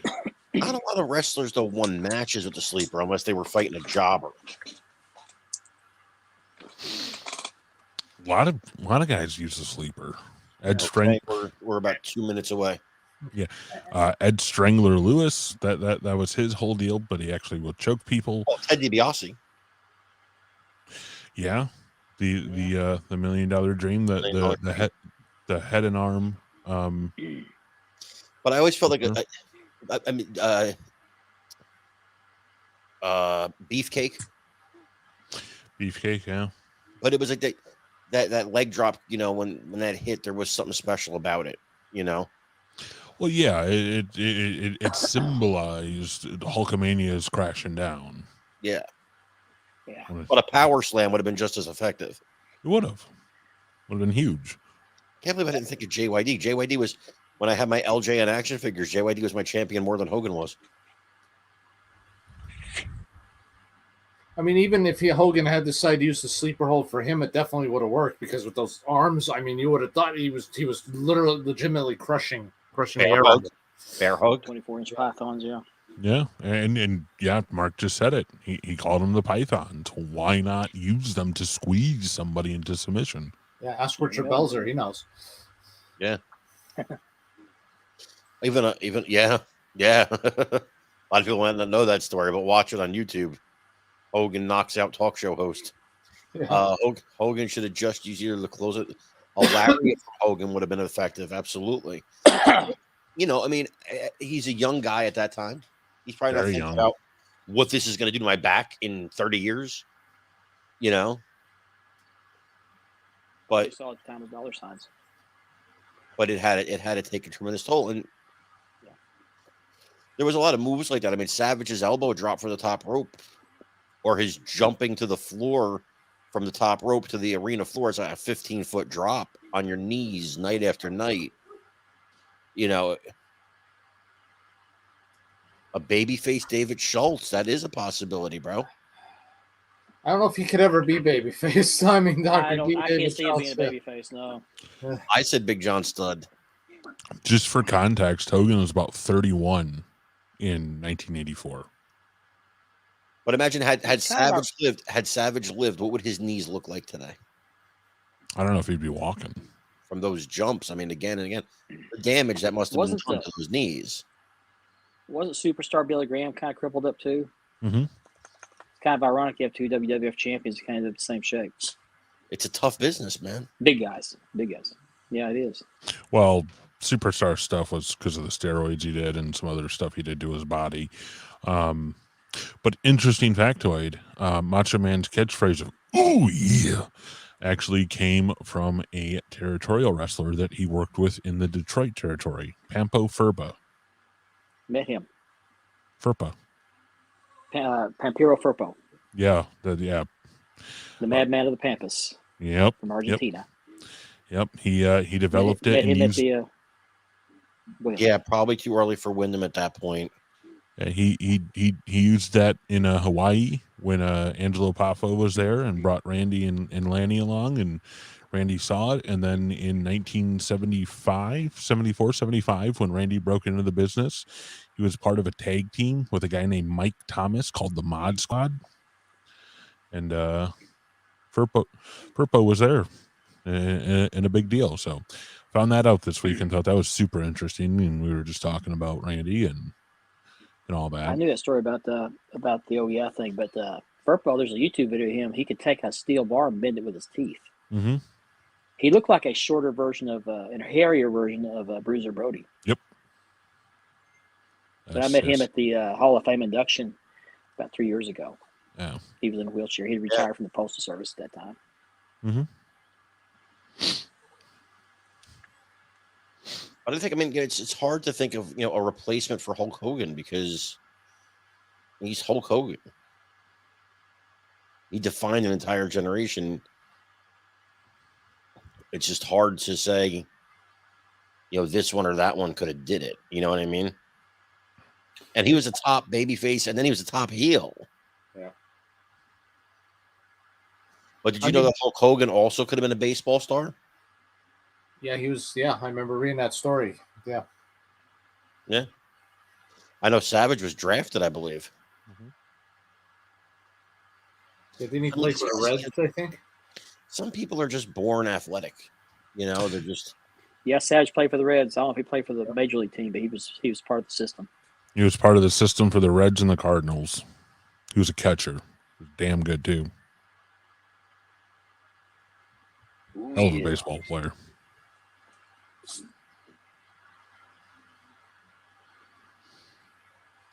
What, who was Savage? Mm-hmm. Savage's first love was baseball. I was absolutely a Hulkamaniac. I won't lie about it.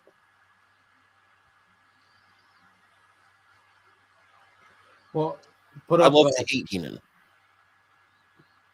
Put up this comment. I never heard about him being scouted by any major league team, but I do know when he was growing up, he did play like some high school baseball, softball, I guess you technically call it.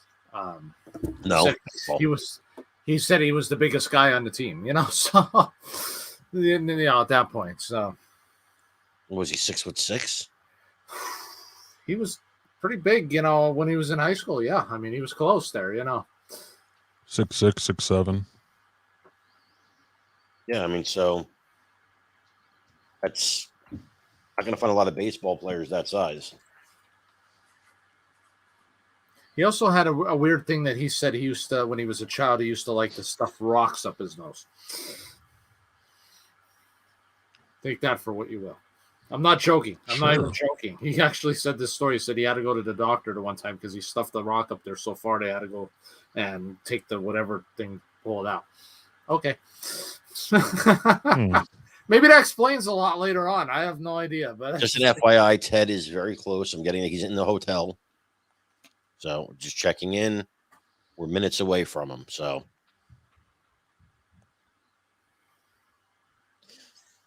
Hogan does it become no. It's still not unionized. It's still not unionized.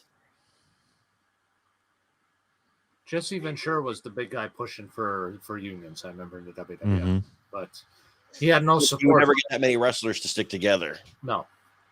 And he said without the big guys like Hogan or Andre or Savage or Steamboat or Honky or any of those guys at that time, which none of them wanted to have anything to do with it, he said it was dead. He knew it was dead. You had to have those guys.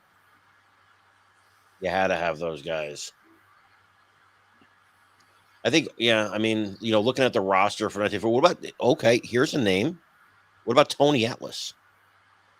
I was going to say that, but it's like, I don't think he had the interview skills to be able to really do it, the promo skills at that point. No, I mean, looks wise, yes.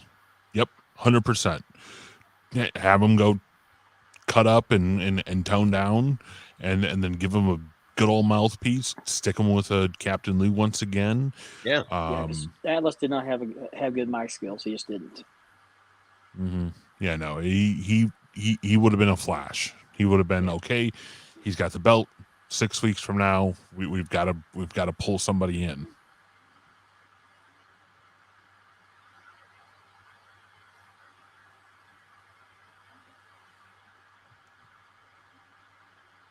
I'm trying to look at other companies to see who they could have brought in. And the only guys that you really look at is like Sergeant Slaughter. Well, I mean, you've got to look at the landscape of wrestling in 1984. Everybody was kind of on a downswing. Everything wasn't really picking up yet. Like Vince and them had just left the NWA. They were just an independent company at that point. And so you have this big shift because you have Dusty coming up from Florida. You have Georgia going along, not really dead yet, but it's not really what it was. You have the AWA just chooching along. You've got Memphis being Memphis. You've got Texas doing Texas stuff and all of that. So if you're looking for somebody, we're probably seconds away right now. So just want to give that heads up. Okay. But you're looking at a landscape of people who you have to say, okay, can this be somebody that we can really strap a rocket to and push to the moon? Because that's what Vince was looking for. Vince was looking for that person to really just say, let's go. I'm going to give you the ball and you're going to run at full speed and you're going to juke when I tell you to juke. You're going to jive when I tell you to jive. And then you're going to do a spin move when I give you the okay to do it. Like he wanted somebody like that. And the other aspect is the business, the whole looking at this from a grander scheme. And a lot of these guys, as great as they were still very territorial in their approach to the business. Jerry Lawler's a possibility. Yeah, but you've got to get him out of Memphis. You've got to pay him a lot more money. And he was way over Memphis. You couldn't get him away from Memphis that time. And the other thing is travel. He drove a couple hours each way. He wouldn't have wanted. He wouldn't get on an airplane. I know. Yeah, that's right. He wouldn't. He had to crash. But he would have been good. He would have been good. Could have been great. Wasn't he in the same plane crash that Gary Hart was in? Mm-hmm. I believe so. Okay.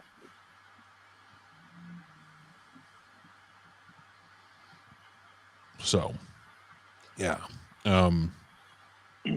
Bruiser Brody as a face, I don't see it. He could have done it. He was a face in World Class, not very long. I mean, he just kind of came in and out of territory. No, I think Platinum. I think you got it. You got to include Dusty Rhodes. You got to include Junkyard Dog. You know what? At that point, Slaughter was still a heel, I believe. But again, he turned face for his feud with the Iron Sheik after Sheik lost the title. You just do it earlier. Put the title on Sheik, and then all of a sudden Slaughter comes out as the American hero. I'm not going to let this Iranian bastard have this title. I'm going to bring it back to America. Boom, you're done. Bob Armstrong. People saying Bob Armstrong. I don't see that. Yeah, Bob Armstrong is not going to fill seats. And once again, he's down in Continental or NWA. No, it was NWA Southeast at that point, and they were working out of. I can't think of it. I enjoyed Armstrong, but he wasn't a cartoon character, and Vince wanted a cartoon character. God, no. Bullet Bob, no. He was a wrestler's wrestler. Mm-hmm. Yeah, no, I enjoyed all the Armstrongs, but I'm Brad Armstrong was good. The rest of them I didn't care for. I'm honored. I would say I'm fortunate enough to call Road Dogg a friend. You'll often see him commenting on my Facebook posts.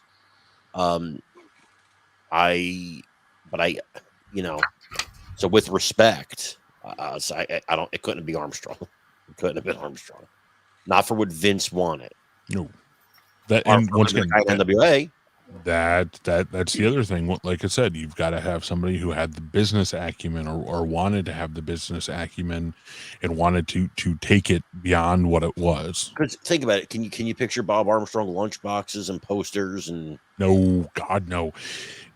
Bob Armstrong. I love wrestling, and that's what Bob Armstrong did very well. And he was making enough money down in Florida, doing the Continental stuff when they got in '85, and they didn't need it.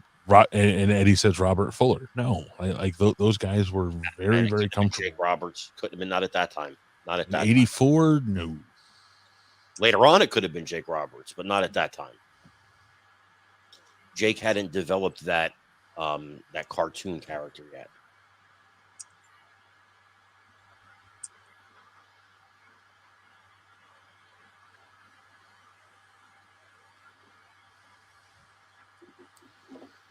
Jake in '84 was Mid-South, Houston. Mid-South was in Georgia. He was feuding with Ronnie Garvin at some point around in there. That was '83.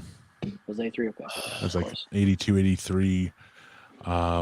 He could have done it, but he was too skinny at that point. He didn't put on the weight. Dibiase is a possibility, but I don't know if he'd come into his own yet, like as a cartoon guy, because. But WWF at this time wasn't cartoony. Hogan was a cartoon character right from day one. I have a comment. I'm not going to make it. Get out. Get out. I don't know what to say about that. That was a genius answer. It was. He's making a joke. I got the joke. Well, I got the joke too. Yeah, well, we all got the joke. I don't want to get the joke, but I got it. Honestly, the only person who could have came in and done it that we've really talked about would have been Dusty, would have been David Von Erich. By the way, realistically, it's a good time to announce here that Gianni. You've got belt bags. We do have belt bags for sale, but this is a good time to announce that Gianni Martello, he's one fine fellow, he will be live here New Year's Eve to compete against the Moose and Franklin in the Bubblegum Challenge. He will be here. It'll probably be his last appearance, but he will be here. Oh, so many comments, but I got to be a good boy. Yeah, no comments. We can hope. So you're saying there's a chance. He's booked. He is booked. Moose is now drinking vodka. He's booked. No vodka for the Moose. But Vodka muss don't mix. we No. also have on Christmas Day, folks, the Moose will be here. The Mike will be here. I'll be here. It'll be the Bammy Awards. Maggard might be here. Right, Maggard? Maybe. Is it Christmas? It's like your 400th Christmas, bro. I mean, yeah, I don't know. We'll see. You don't realize that actually he was the inspiration for the original story poem.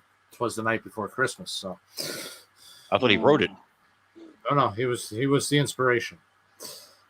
Dash away. I am my cap. Oh. I am my cap. See what they nobody realizes is that point in old Victorian England, he was in fact going down chimneys to rob people on Christmas Day. So. Mm-hmm. So that's where he got the inspiration from: the Santa Claus, the hat, the sack. I'm still coughing up the soot. He was stealing, though. There's a difference. And I assume everyone here has seen the major motion picture from 1984 of Highlander. Mark Maggard is actually the original McLeod. Yeah, it's not really, story. but I actually was an extra in a movie last week. Oh boy. Yeah. Coming soon to theater near you if they ever get off strike. Eddie, I can do a whole thing. Do not get him started. Is a heel. Because we've been wait. We have a special guest entering the arena.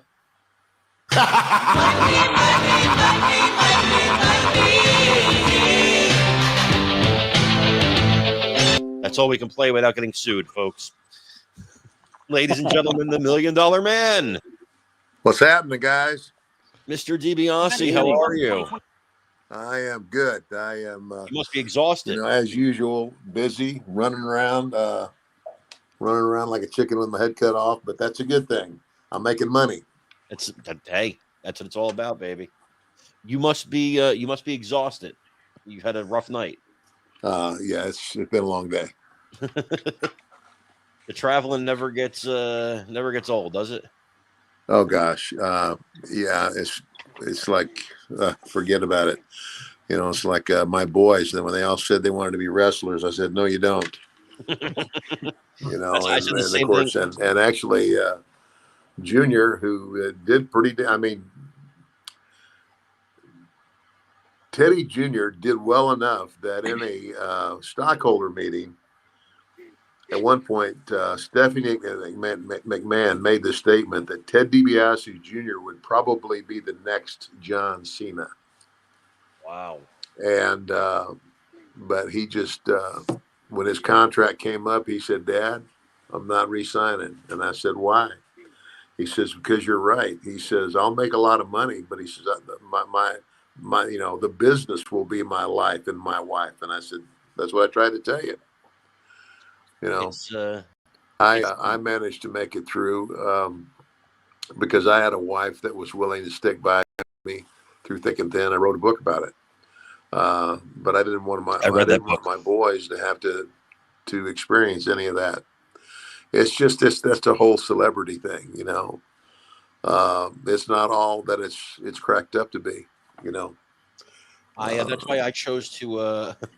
For a number of reasons, but I chose for about 10 years I was a promoter, and I liked that end of it a lot better than being a worker. I wrestled 2 matches and I was horrible, but I liked being a promoter. It was fun, but I didn't envy the guys. I mean, getting on planes all the time and traveling and the wear and tear. We were just talking about the wear and tear on the body. We're just because I don't know if you heard, but Hogan is suffering from some medical conditions right now. Yeah. Hulkster's, man, his back is really bad, and he can't bad enough that if he were to try to fly anywhere commercially, maybe if it was a direct flight, but getting off at some point like I did. I had to fly to Atlanta. Actually, not to Atlanta. Usually it's Atlanta. But I flew into Charlotte and changed planes. He can't do that. Wow. Because it's that hard for him to get around. Well, I mean, it's a shame. Doing that leg drop for 30 years, it's going to take a toll. Yeah. it's going to take a toll, man. And the whole business. I mean, you guys, it takes a toll on your body. Ted, I'm going to get you a stand for my car. Thank you, Bobby. Yeah. So you have to hold it. It's very hard. So let's start with some questions here, man. Okay, guys, I don't know. I mean, can you hear me? We hear you perfect. We hear you perfect. Yeah, I'm doing this with a cell phone, and I'm having it almost hold it to my ear. Okay. To hear you guys. And can you raise the volume at all, or? Yeah, raise the volume. I've got the volume up as much as I can get it up. All right, so try and talk a little louder if that helps. But I think Mike, you wanted to start with a question? Absolutely. Mr. Dibiase, the question I have for you is this, and I've heard both sides of this, that it's true and not, so I figured what better way to find out the truth than to go right to the source. In 1988, were you originally booked to win the WrestleMania 4 World Title Tournament, and it was only changed because Randy Savage did not get the Intercontinental Championship back? Well, originally, I think yes, that was the idea, and I didn't know the whole story about Savage. I do think that Vince was trying to keep a lot of people happy, but I'm a businessman, and what made it better for me was Pat Patterson came to me. And he said, Ted, here's the deal. He says, as the way we knew the business, like the NWA World Heavyweight Champion basically was always he was a heel. And the only place that he was a baby face or a good guy was in the territory where he was from. Like Jack Briscoe, when he was world champion in Florida, where he's from, he's a babyface, but everywhere else he wrestled as the world champion, he was a heel. Because you're going to somebody else's territory. And so for me, for me is that the way and Pat explained it. He said, if we were to put the championship on you, he said, number one, you wouldn't have it very long because, the way that Vince was taking wrestling, he was making it family entertainment. He was, with merchandise and toys for kids and all that stuff. You want your champion to be a good guy. So if you got the title, you wouldn't have it very long and you'd give it back up. And he said, but what I think will put more heat on you, he says, thumb your nose at the title. Say, I don't need your stinking title. I'll create my own. And then thus we created the $1 Million Championship. And what it did is it put a ton of heat on me. Now that's what I wanted. I want the ton of heat. It's nice to have a championship belt. And I guess within the business, if you're the quality of worker to hold the world title, then there's something that goes along with that, with the respect that goes along with that. But I already had the respect of my peers. I didn't have anything to prove to anybody in terms of my ability to work.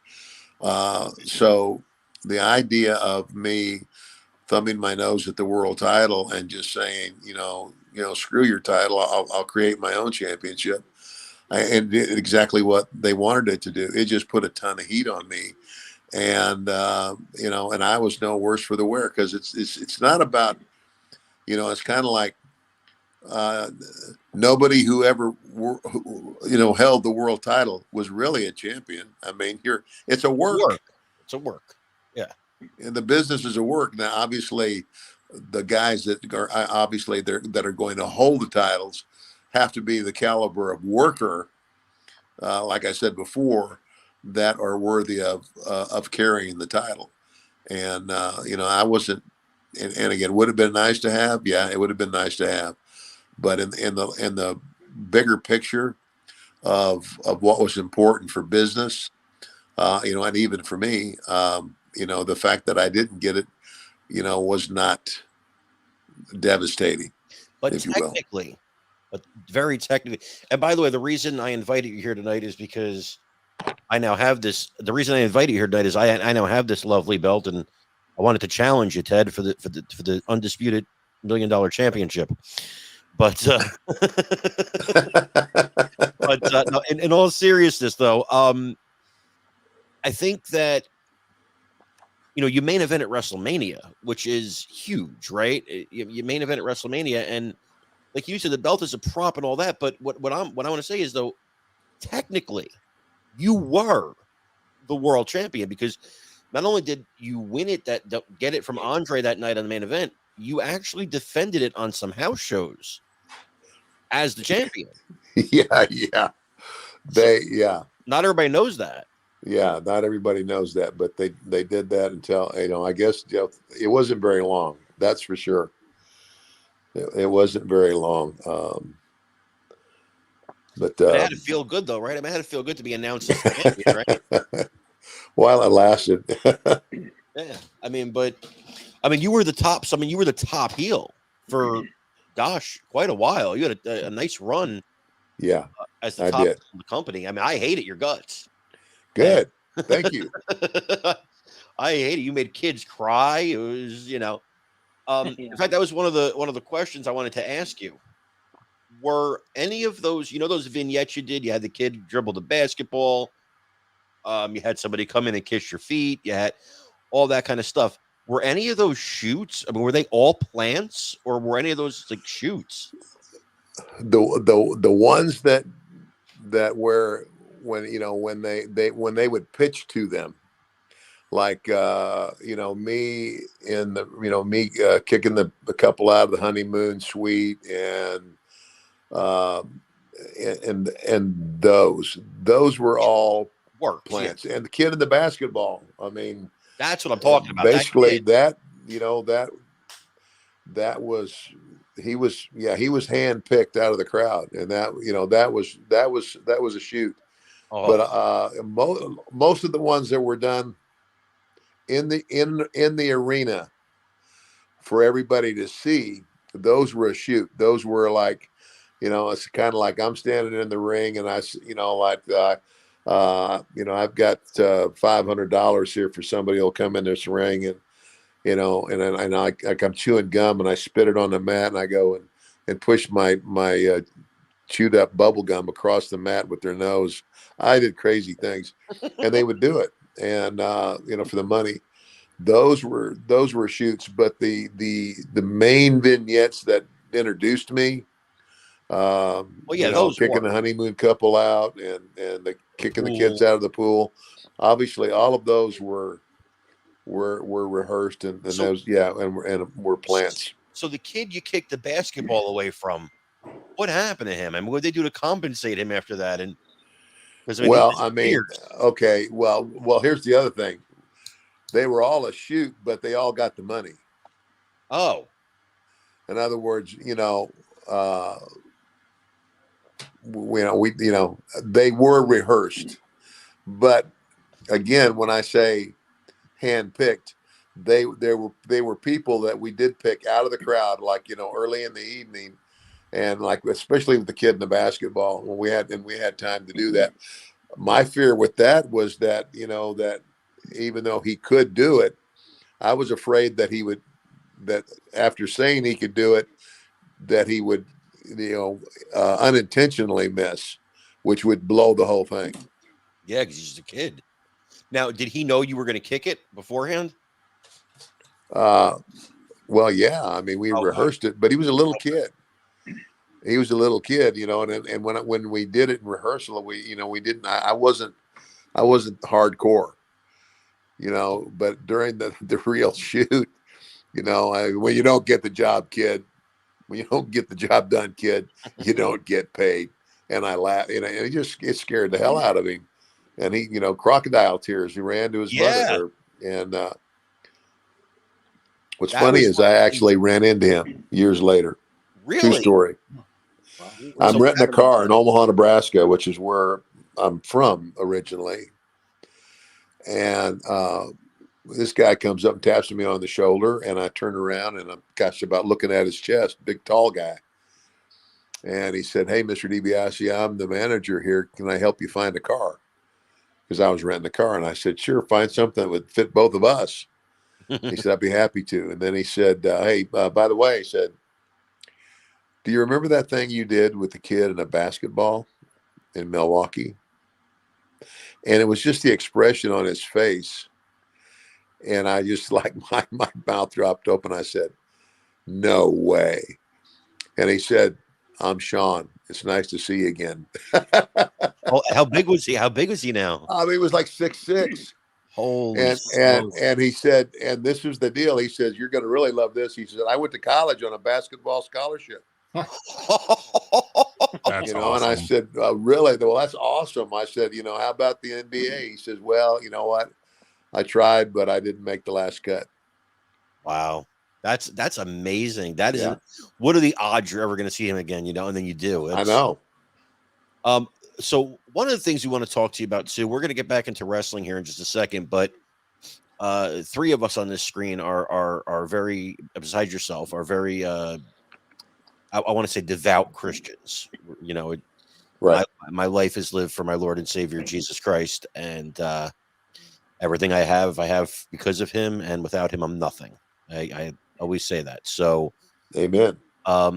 My friend Mark here, we're gonna give him, he wanted to ask you a question, a faith-based question. So Mark, go ahead. First of all, it's a pleasure to meet you. I've seen a couple of YouTube videos recently. One of them was about an hour long where you were sharing your testimony, and it was pretty powerful. I really loved it. Is this something you do on a regular basis? And if so, how do you prepare from a spiritual standpoint, knowing that you have such a wide reach during, because of your celebrity? Well, this all started back in 1992. I mean, this was when I was still wrestling. There was a major crisis in my life because my wife discovered that I was out catting around, that I was being unfaithful. And pretty common in the business. I really expected her to leave. I deserved it. I mean, if she'd have left me, I would have told everybody I deserved it. I deserved it. I deserved it. But my wife's faith is something to admire as well. And I tell everybody, I said, there's the one who had the tougher job. I had to come to God, and I had to come back to God. I had a very strong faith when I was very young. As a kid, in my early life, I was raised, by my stepfather, Mike Dibiase. Dibiase's Italian. Like most Italians, my dad was Roman Catholic. And so I was an altar boy, but as I grew older, and as, once Melanie and I got married and I started reading the Bible, I began to have issues with Catholicism. Same here. And so, same here. I was ordained into the ministry of evangelism through a Southern Baptist church in my home now in Mississippi. And, but it was after the crisis that my wife and I went through was basically right at the peak of my success and everything. It's like, I believe God allowed me to have all the fame and all the success that come along with it for that moment to show me just how little it really means. That in the larger scheme of things, that money and success and all the attention that comes along with it, Learjets, limousines, all of that stuff means nothing if you don't have integrity. And I was at the pinnacle of my success and realized that, I had put at risk the most valuable things in my life. And it was kind of like, how could I? I mean, I had put at risk the future and the stability of my children. Not to mention that I had trampled on the trust of my spouse, and it just didn't get any worse than that. And I mean, I that was 92. The next 2 years were growing years for me, and my pastor buddy Hal Santos, who's to this day my best friend, who counseled me, he told me, he said, Ted, he said, people are going to find out you've become a Christian, and with all the best intentions, they're going to want to have you come to their churches and share your story. And he said, but you're a baby Christian. And he said, sometimes, Ted, babies poop their pants. That was a very nice way of saying it. And so I said, I get it. And so it was the next 2 years of personal growth in me. And then I remember my buddy Hal, he went with me the first night that I ever, spoke in a little church somewhere in Illinois, and shared my story, my testimony. And it became like a snowball rolling downhill. The more I went, the more offers came, and basically, like in that, everything that this whole process started in like 94. The crisis, my return to God was 92, but the crisis in my life was 92. But 94 is when I started going out, and little by little, but I was still in the wrestling industry. I wasn't wrestling physically anymore. I was doing the manager gig. I was doing some commentary and some things like that. But by the year 2000, this is when I just decided, look, this is a calling in my life. And I walked away from the security of the wrestling industry. And I'm going to tell you guys, it was probably the most exhilarating and at the same time the most frightening thing I ever did, because I walked away from the one thing that I have known my entire life, and that's wrestling. I grew up in it. I like my boys, I wanted to be my dad and all that stuff. And I'm going to walk away from that and have to trust God to open doors of opportunity. And that all officially started, I guess, as a ministry in the year 2000. And here it is, 2021, and 21 years later, and I'm still going. Now the pandemic, of course, put a hole in that for a while, but things are starting to pick back up, and I'm still going. And it's, like my story is like one of my minister buddies said, Ted, never tire of telling your story. He says it's your calling card. He said he says the one thing that nobody can argue, no theologian, no non-believer, nobody can argue with what God's done in your life, and so never tire of telling it. And I haven't, but it's grown. I do, like, sometimes I'll do full weekends now where I won't just go and tell the story. The story will be, the backbone of what I'm sharing, but I talk to men about, I do a lot of men's conferences where I talk to men about the issues that men face. So does our friend Nikita but Cole. the bottom line is that's what drives me.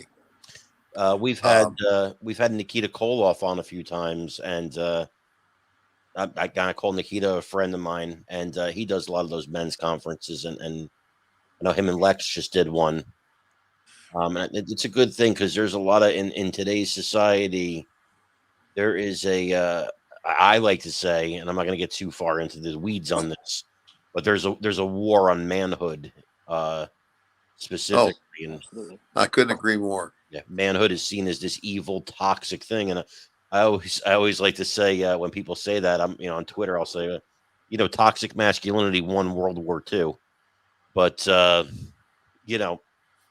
is what it is. A follow up. And Nikita and I are very good friends, as well as Lex. Oh, And Nikita and I actually we went together with one other guy.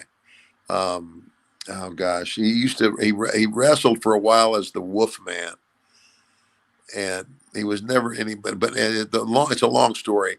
But he for a while was a Catholic priest, and then he got he just got tired of Catholicism, and just a man of God. But along the way, he hit the lotto. He and his wife hit the lotto for I don't know.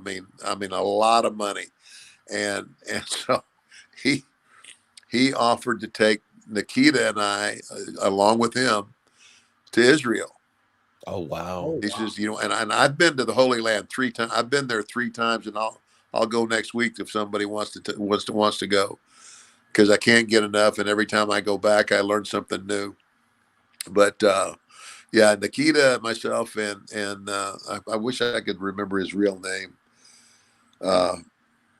I will in a minute. But anyway, we went to Israel, and there's nothing like it. To stand in the places that for a fact that God stood. There's the remains of the synagogue in Capernaum, and even though what you're walking on is, like I don't know, 10 feet above the what Jesus actually walked on, you're in the space within the framework of that synagogue. You're standing somewhere where God stood. That's he was. I don't know. That's that does something to me. You're seeing the things he saw. But yeah, our society is, it's when you look at Revelation, I don't think that we're ever. I don't know that the United States is a major player in it. No, it's not. Me and Mike talk about that all the time. It's like it's an afterthought. Unless we are Babylon, which I've argued. But I mean, look, I say often, I joke about it sometimes. I say, the people from Sodom and Gomorrah must be looking at God going, that's not worse than what we did. Like when they look at us, because I mean, we've just turned everything upside down. But I don't want to get too far in the weeds on this. But I mean, I've had a lot of conversations with Nikki about this, and I'm sure we'll talk again about it. And I know you're friends with an old friend of mine as well, Bobby Rydell. I know you've worked with him, and oh yeah, Bobby's a devout Christian as well, and we've had our conversation, Johnny Ova.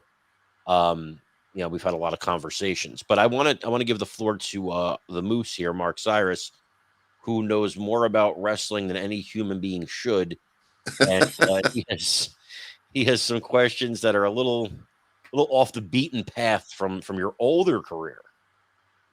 Okay. Yeah. So first and foremost, Mr. Dibiase, you saw me react when the music hit. I had a fangirl moment. My inner wrestling geek screaming right now, and my first question is due to your time in the Rat Pack.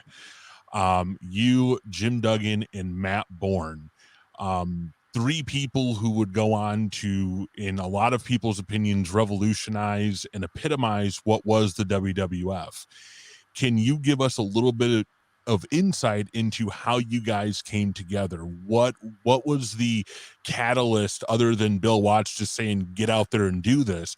What really brought the 3 of you together, and why do you and why do you think you guys were so successful as a heel unit?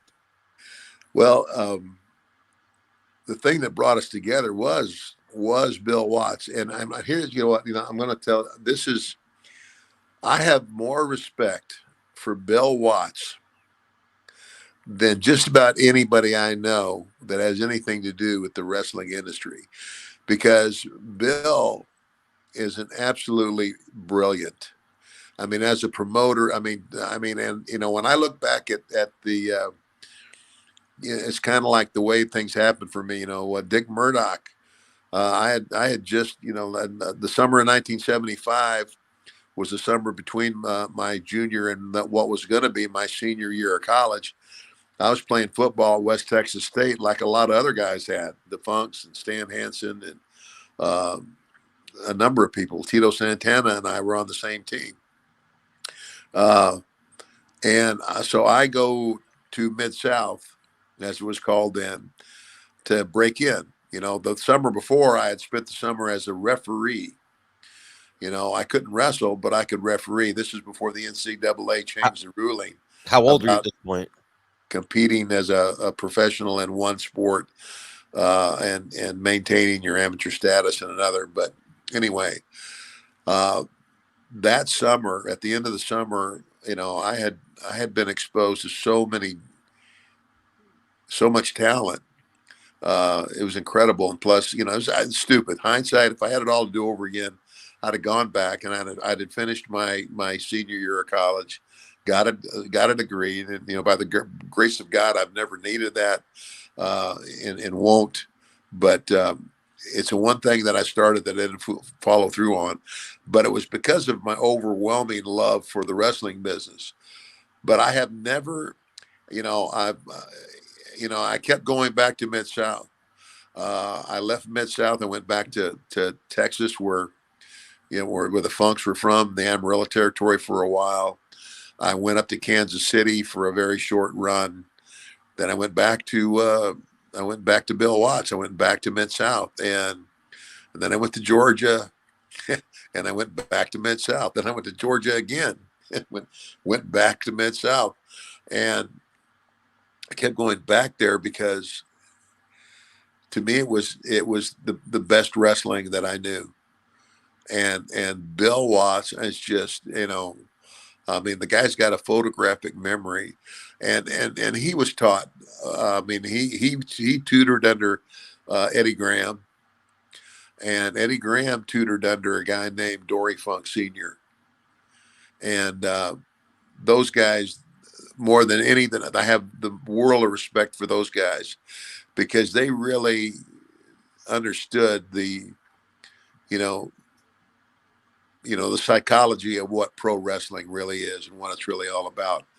And so I just, you know, as I look back from where I am now, I go, gosh, you know, I was so fortunate to get that start, to have Bill Watts as my boss and to have matches with guys that, you know, like Buck Robley and I mean, Dick Murdoch, Dick Murdoch was a guy who could have been a world champion, but he was just such a loose cannon.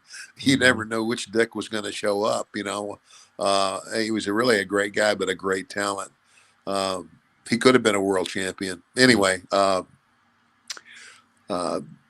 that's where my heart is with the business. I still have an ongoing relationship with Bill. I just tease him all the time. I just told him, I said, you know, I became the $1 Million Man, but no thanks to you. I've heard about that. I heard about the payoffs. I have heard about the payoffs. We have a couple questions from the crowd real quick. Sure. Is quick hitters.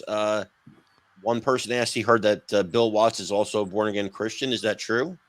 Very much so. Absolutely. And I teased Bill about that too. I said, why couldn't you have been a Christian when I was working for you? But yeah. Bill will send me long, emails on, pick a subject, that has to do with the Bible and God's word. And yes, he's a very devout Christian. And he's the real deal. Beautiful. Michael asks, was it true that it was Vince McMahon's house you used to film one of your clips? Do what now? Say that again. Michael asks, was Vince McMahon's house actually used to shoot one of your vignettes? That's true. Absolutely true. Which one was that? There was one where I just, I can't, I get mixed up with these vignettes. I remember, I think maybe it was a Thanksgiving thing or something, but Smooth says yes. Yeah. So you filmed your Survivor Series debut vignette in his dining room. That was actually his chef who served you.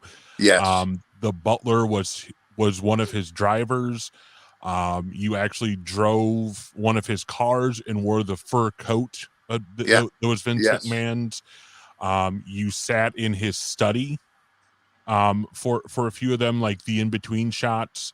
And then the one thing that I learned from Bruce Pritchard is you were wearing your wedding ring during all of that, and Vince got furious because he's like, why are you wearing your wedding ring and you refuse to take it off? Is that true? That's true. Yep. If our hosting staff and the audience goes back and rewatches the amazing vignettes that they put together, you'll see the gold ring right on Ted's left finger. Yes, sir. Yes, sir. Yep. When he's riding in the back of the rented car, he's got his hand on his knee. Wait, did he kick you out from the call? Oh, no, he doesn't know. We're here. We can hear you. You're in the show. Yep. Yeah, we hear you. What happened? Maybe click your picture. No.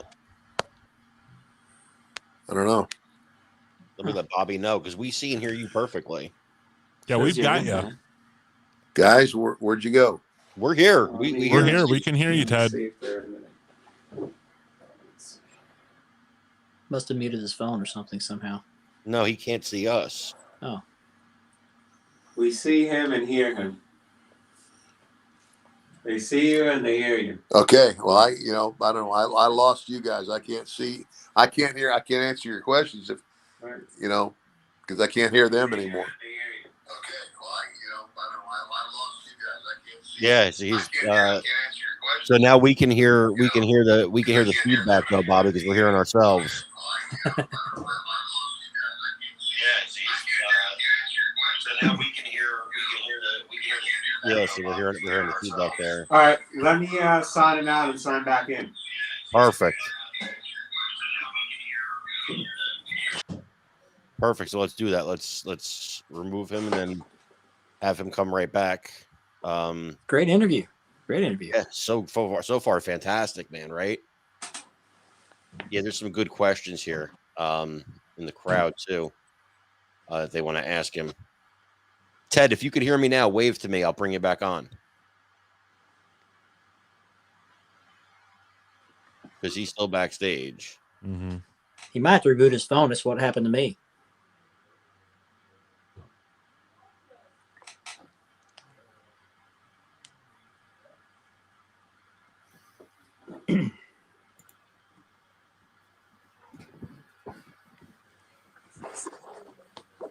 I guess you could say Ted Dibiase gave the very first TED Talk.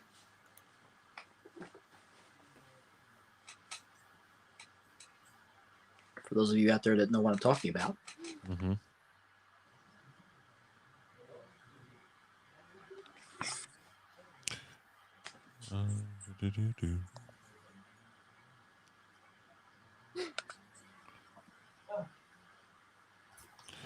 Platinum, we haven't even gotten into his All Japan run. We haven't gotten into his Georgia stuff yet, so I'll be shining real bright like a diamond.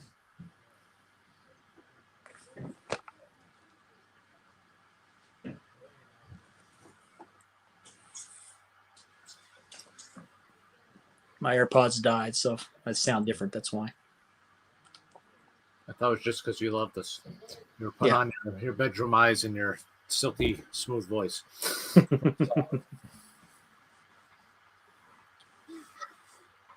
I saw a slight resemblance, but very slight. Yeah, I mean,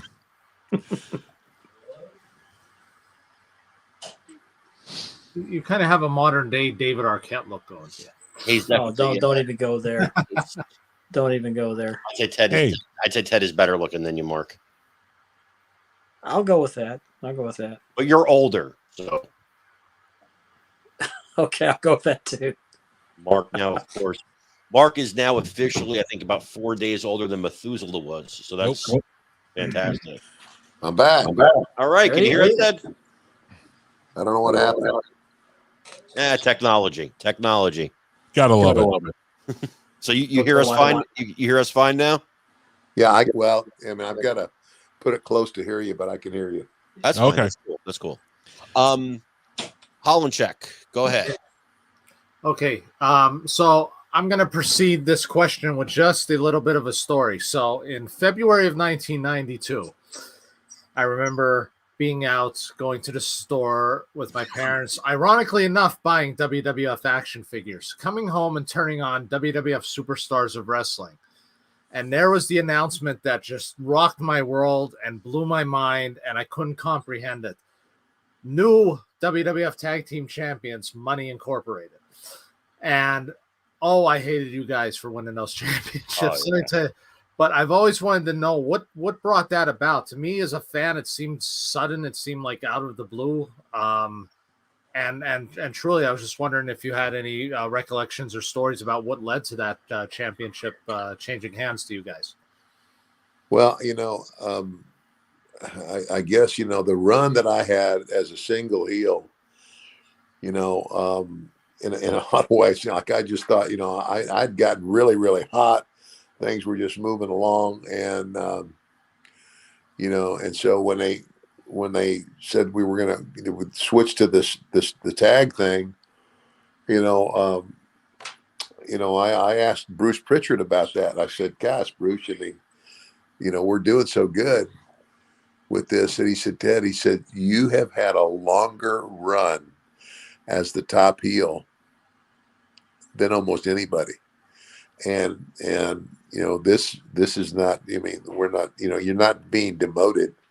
It's just that, we got to have to change the scenery, so it's, like somebody in there new as a top single heel, and then you and Rotunda would make a great tag team. And he said, but it's kind of like, you run with something for a long time and then you give it a break. You give it a break in terms of, okay. And then as the story goes on, if you want to revive the story a little bit later, then you bring it back up. But the way it was explained to me made sense. But I guess I was having so much fun with it, and everything was kind of like, that's not what you did in the like back when in the territorial days. If you were the top guy, you were the top guy, and they kept feeding you. Well, now I wasn't really the top guy. The top guy was Hulk Hogan, and they had to keep feeding him fresh meat, new heels. And I said, I understand that. And so Mike and I thought we had a great run together. I thought we were a good team.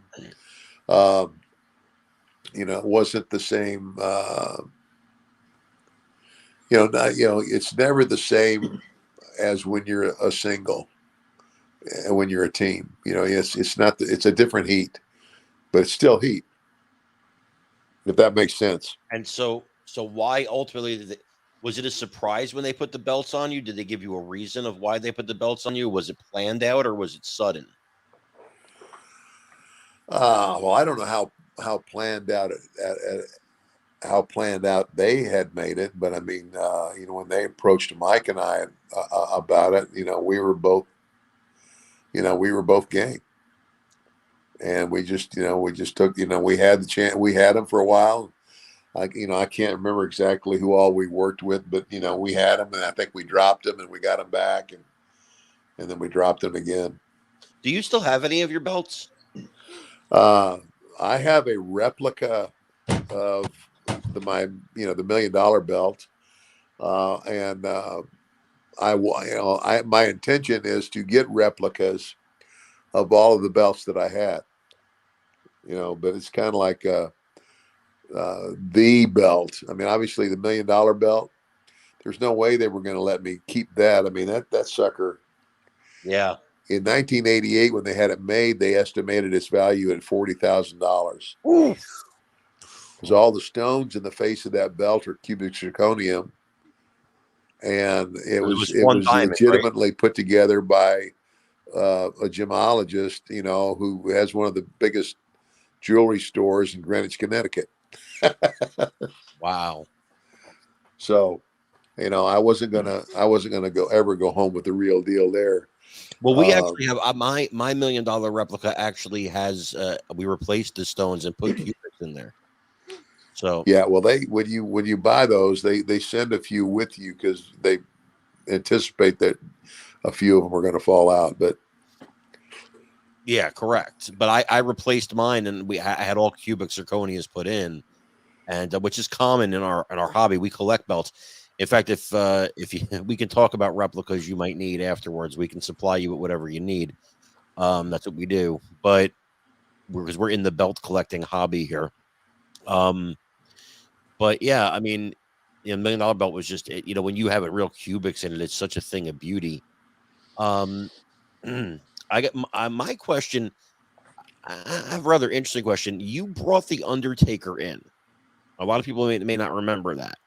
You're the guy that brought the Undertaker in. Was there supposed to be a long-term plan with you and Taker, and then it got changed, or were you only supposed to bring him in for that one night? No, I mean, I was simply the body they used to introduce him. Everybody, everybody. I mean, a lot of people said that you brought the Undertaker in. I said, no, Vince McMahon brought the Undertaker in. I said I was the guy that was given the privilege of introducing him. And of course, back then, nobody had any idea just how long or how over that guy would get. Yeah. So, but yeah, it was, there was never any thought to that being a long time or long storyline, but with he and I. Okay. Mr. Maggard. Yeah, most of my memory of your career involved Georgia and some Mid-South, but mainly Georgia because I was a mostly Georgia fan because that's what the cable company covered. But I remember one time during a Georgia studio TV taping, you took a series of pile drivers for the Freebirds. I think it was Gordy that did that. And they also included one or two on the concrete floor there in the studio. And I was always curious, given the inherent danger of the pile driver move, did you have any concerns about allowing that to happen to you on a studio floor like that? No, because the guy who was doing it, I trusted very much. And that would have been Terry Gordy. Terry Gordy's actually the guy who did the pile drivers, and there's another, and there's something else that I can do, and it's just like as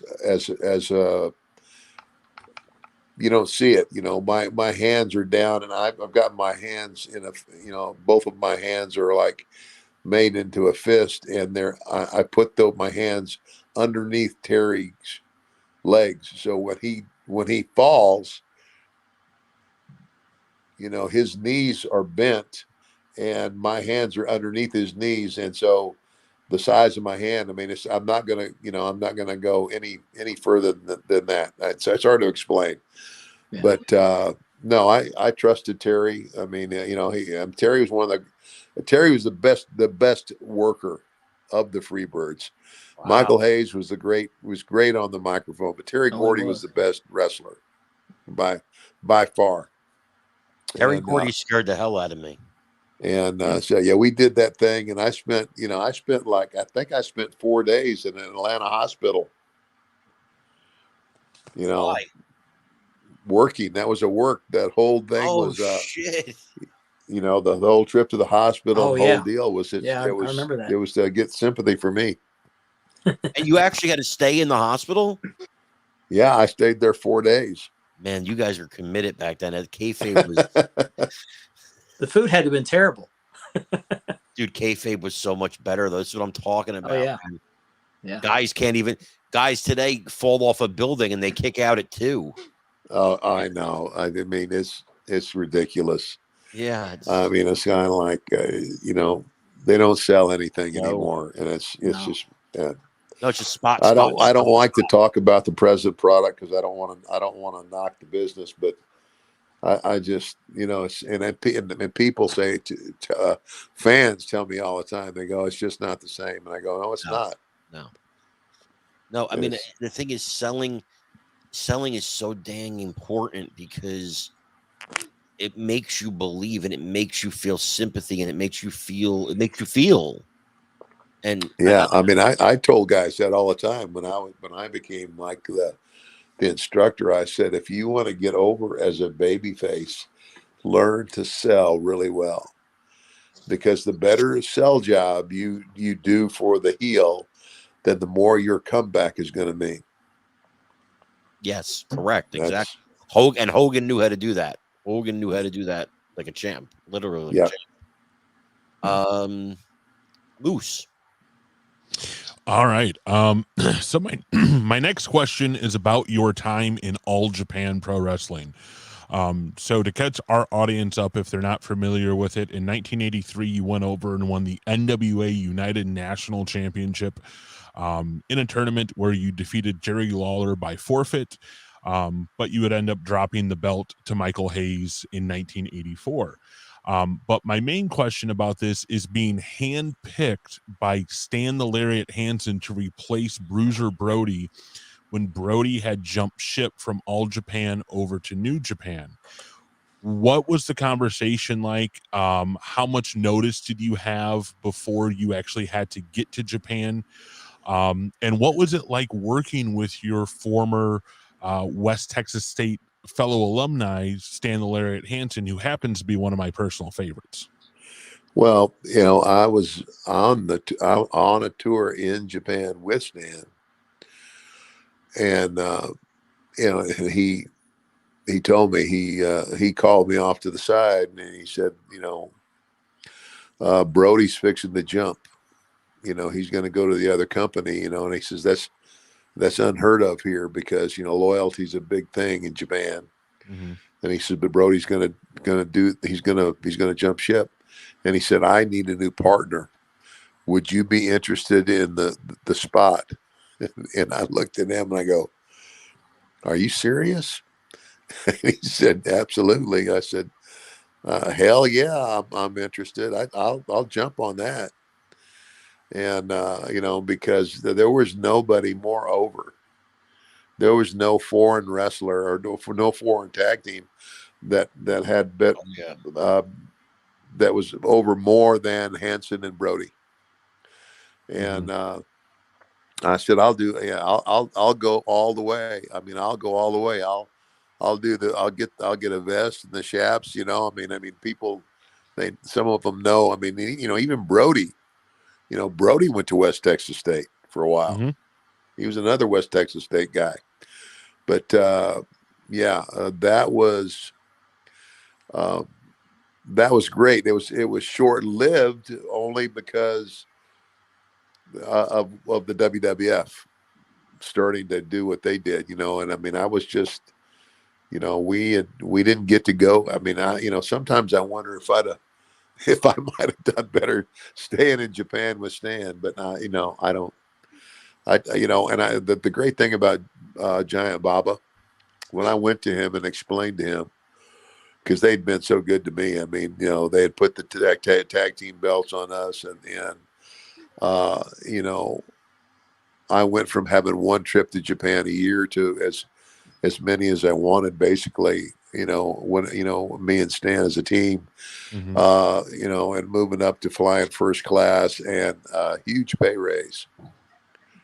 Japan had great payoffs. It was just unbelievable. But when I went to Baba and explained to him, I said,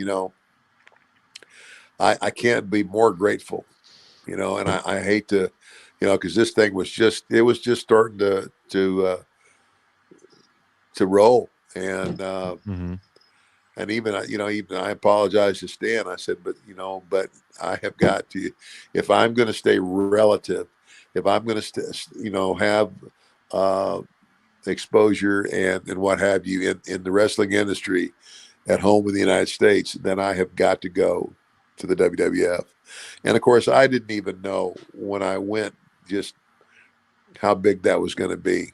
I mean, you know, I knew it was going to be good, but I didn't know it was going to be that good. Yeah. But yeah, I loved it. I loved Japan. I told my wife, I said, you know, I would like to take you to Japan just to show you Japan. It's, you know, great deal of respect for Stan Hansen too, for him to offer that spot to me, you know, and he could have offered it to any one of a number of other guys, but Stan understood too. He knew where I was coming from, so I don't think he felt like I was bailing out on him. Gotcha. So I'm sorry, Moose, did you have a follow up? I did. I just had a brief follow up. So yeah, that was 85 when you guys first tagged up. You would go back in 87, like you just told us so greatly, and compete in the World Tag League once again.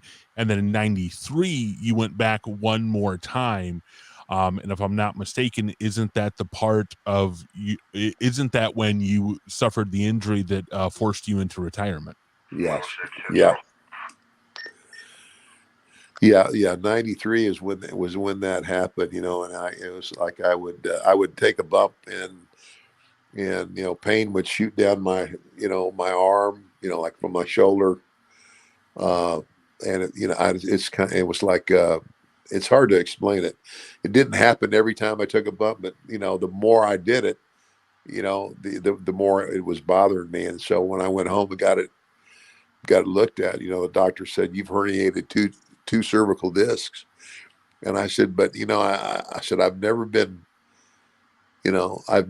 had a serious head or neck injury in my life. I said, I played college football night, and he said, Ted, he said, this is what they call degenerative. He says the basic bump you take when you wrestle is from your feet to your back. And I said, how many times a night do you do that? And I said, oh my gosh, I don't know, 15, 20.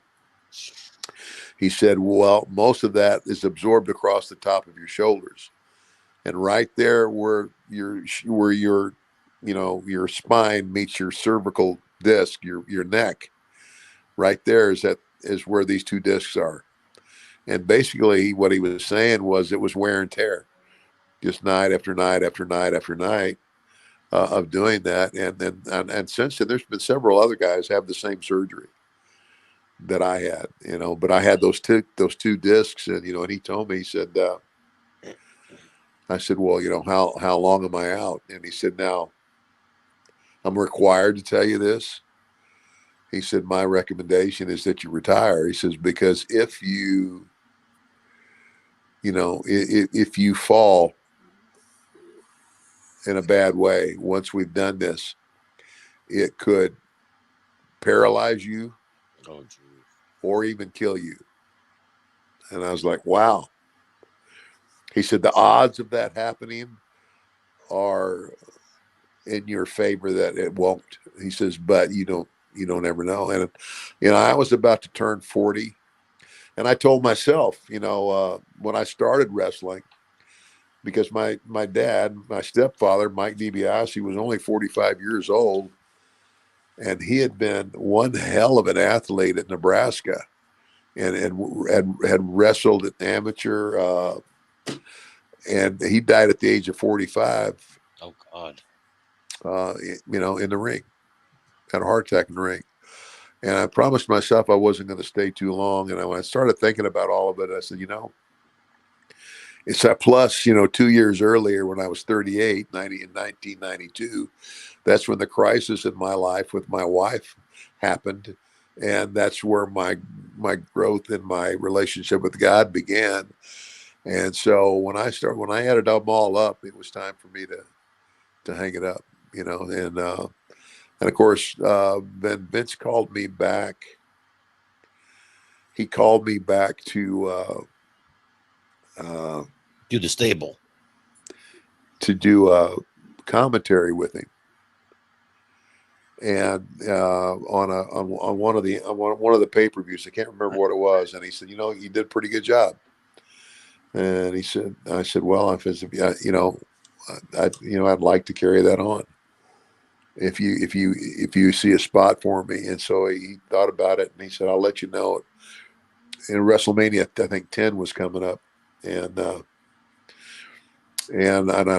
told him. He said, would you be willing to be in a manager role as well? And I said, oh yeah, I'd love that. And so I went from in ring to out ring, and that's how that whole thing took place. I remember WrestleMania 10 was at Madison Square Garden, and I went went out with the guys and had dinner, and I hadn't heard anything from Vince. Of course, it was WrestleMania. What do you deal? And so about 1:00 in the morning, I answered the phone in my hotel room, and it was Vince. He said, are you game? And I said, I'm game, boss. He says, the car will be there to pick you up in the morning. Beautiful. And we started the next day.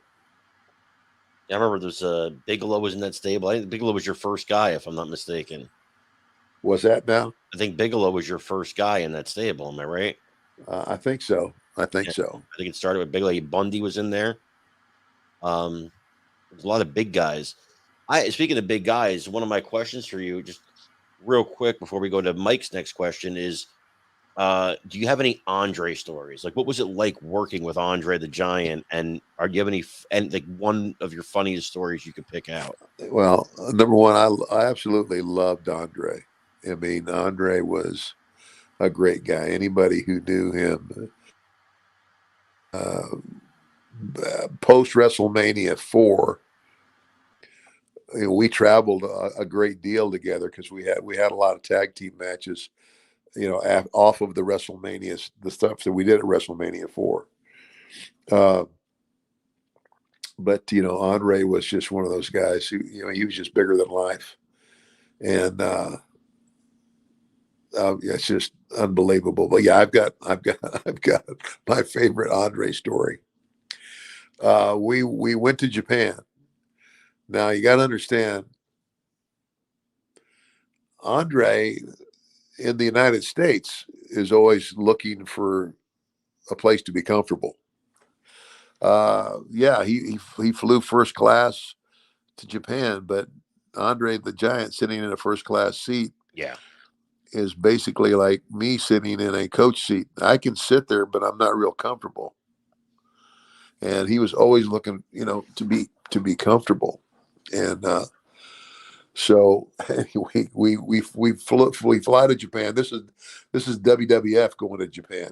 We fly to Japan, and it's like a 14-hour flight, and you get there. We got to take a bus ride into the hotel. So first night you stay up as late as you can, because if you don't, you're going to be wide awake, at 2:00 in the morning and falling asleep at noon. Yeah. So everybody was going to drop their stuff and meet in the lobby and go out and eat. And so I hit the button on the elevator after I freshen up. The door opens and it's just Andre. Hey, boss, let's go eat. And so we start down, and I'm telling you, it's like this elevator stops on every other floor.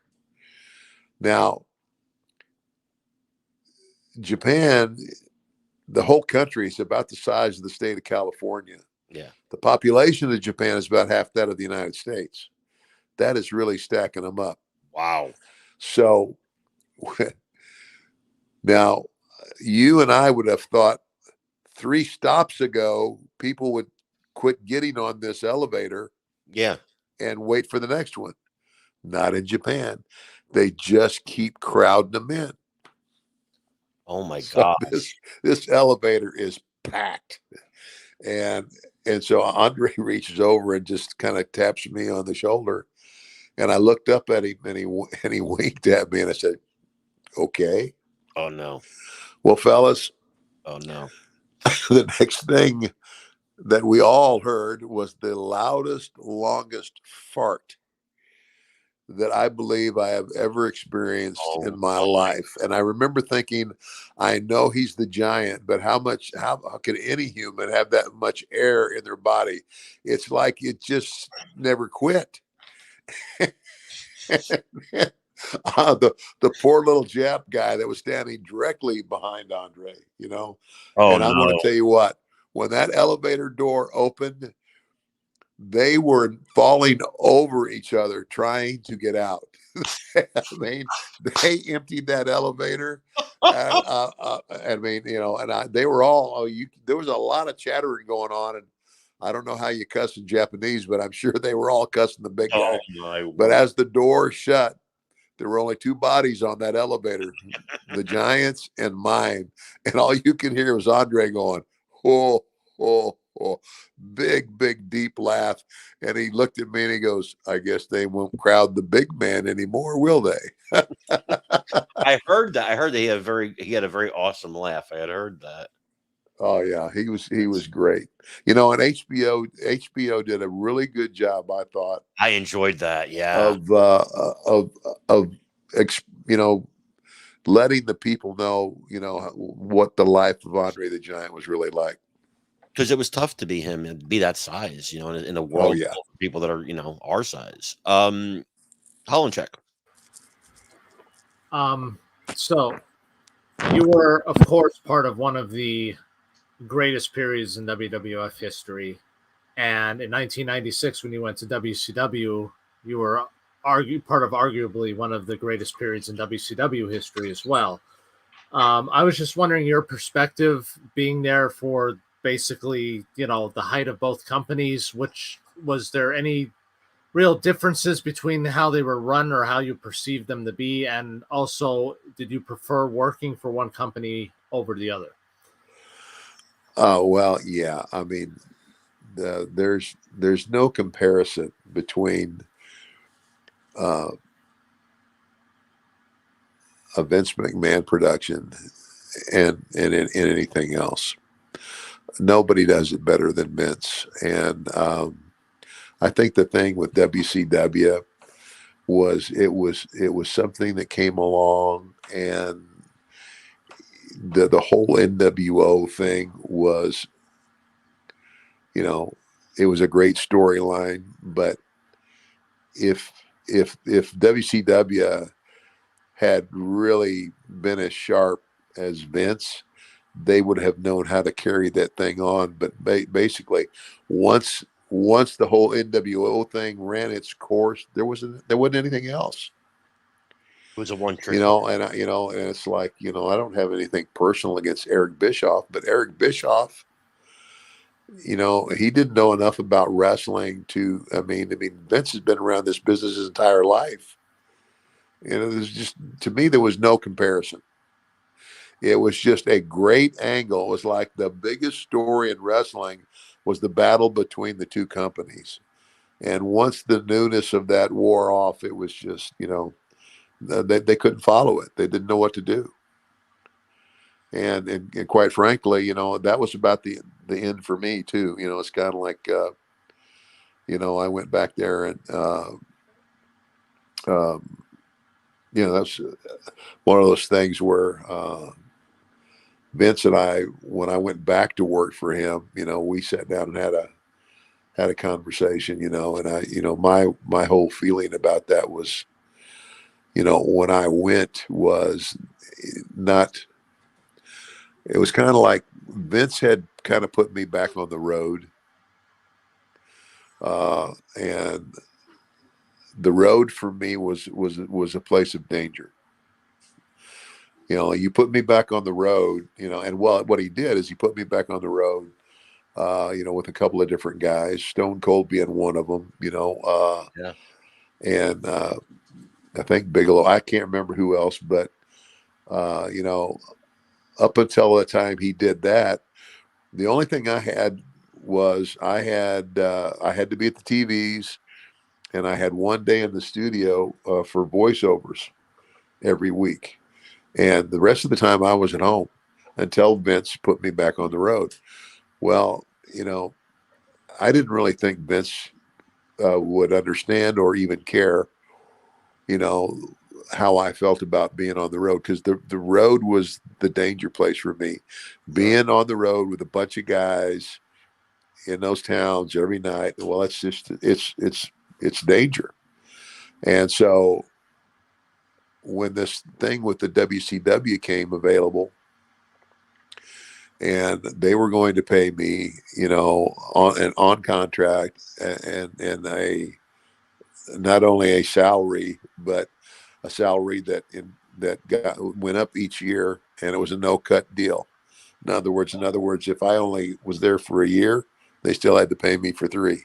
Wow. And so I took that deal, because I was only going to be required to be there 1 day a week, Monday night Nitro, and then the pay-per-views, and then any other maybe special appearance like that. But I wasn't going to be required to be on the road all the time. That's a sweet deal. And Vince and I eventually had a conversation. He said, "Ted, you should have come and talked to me."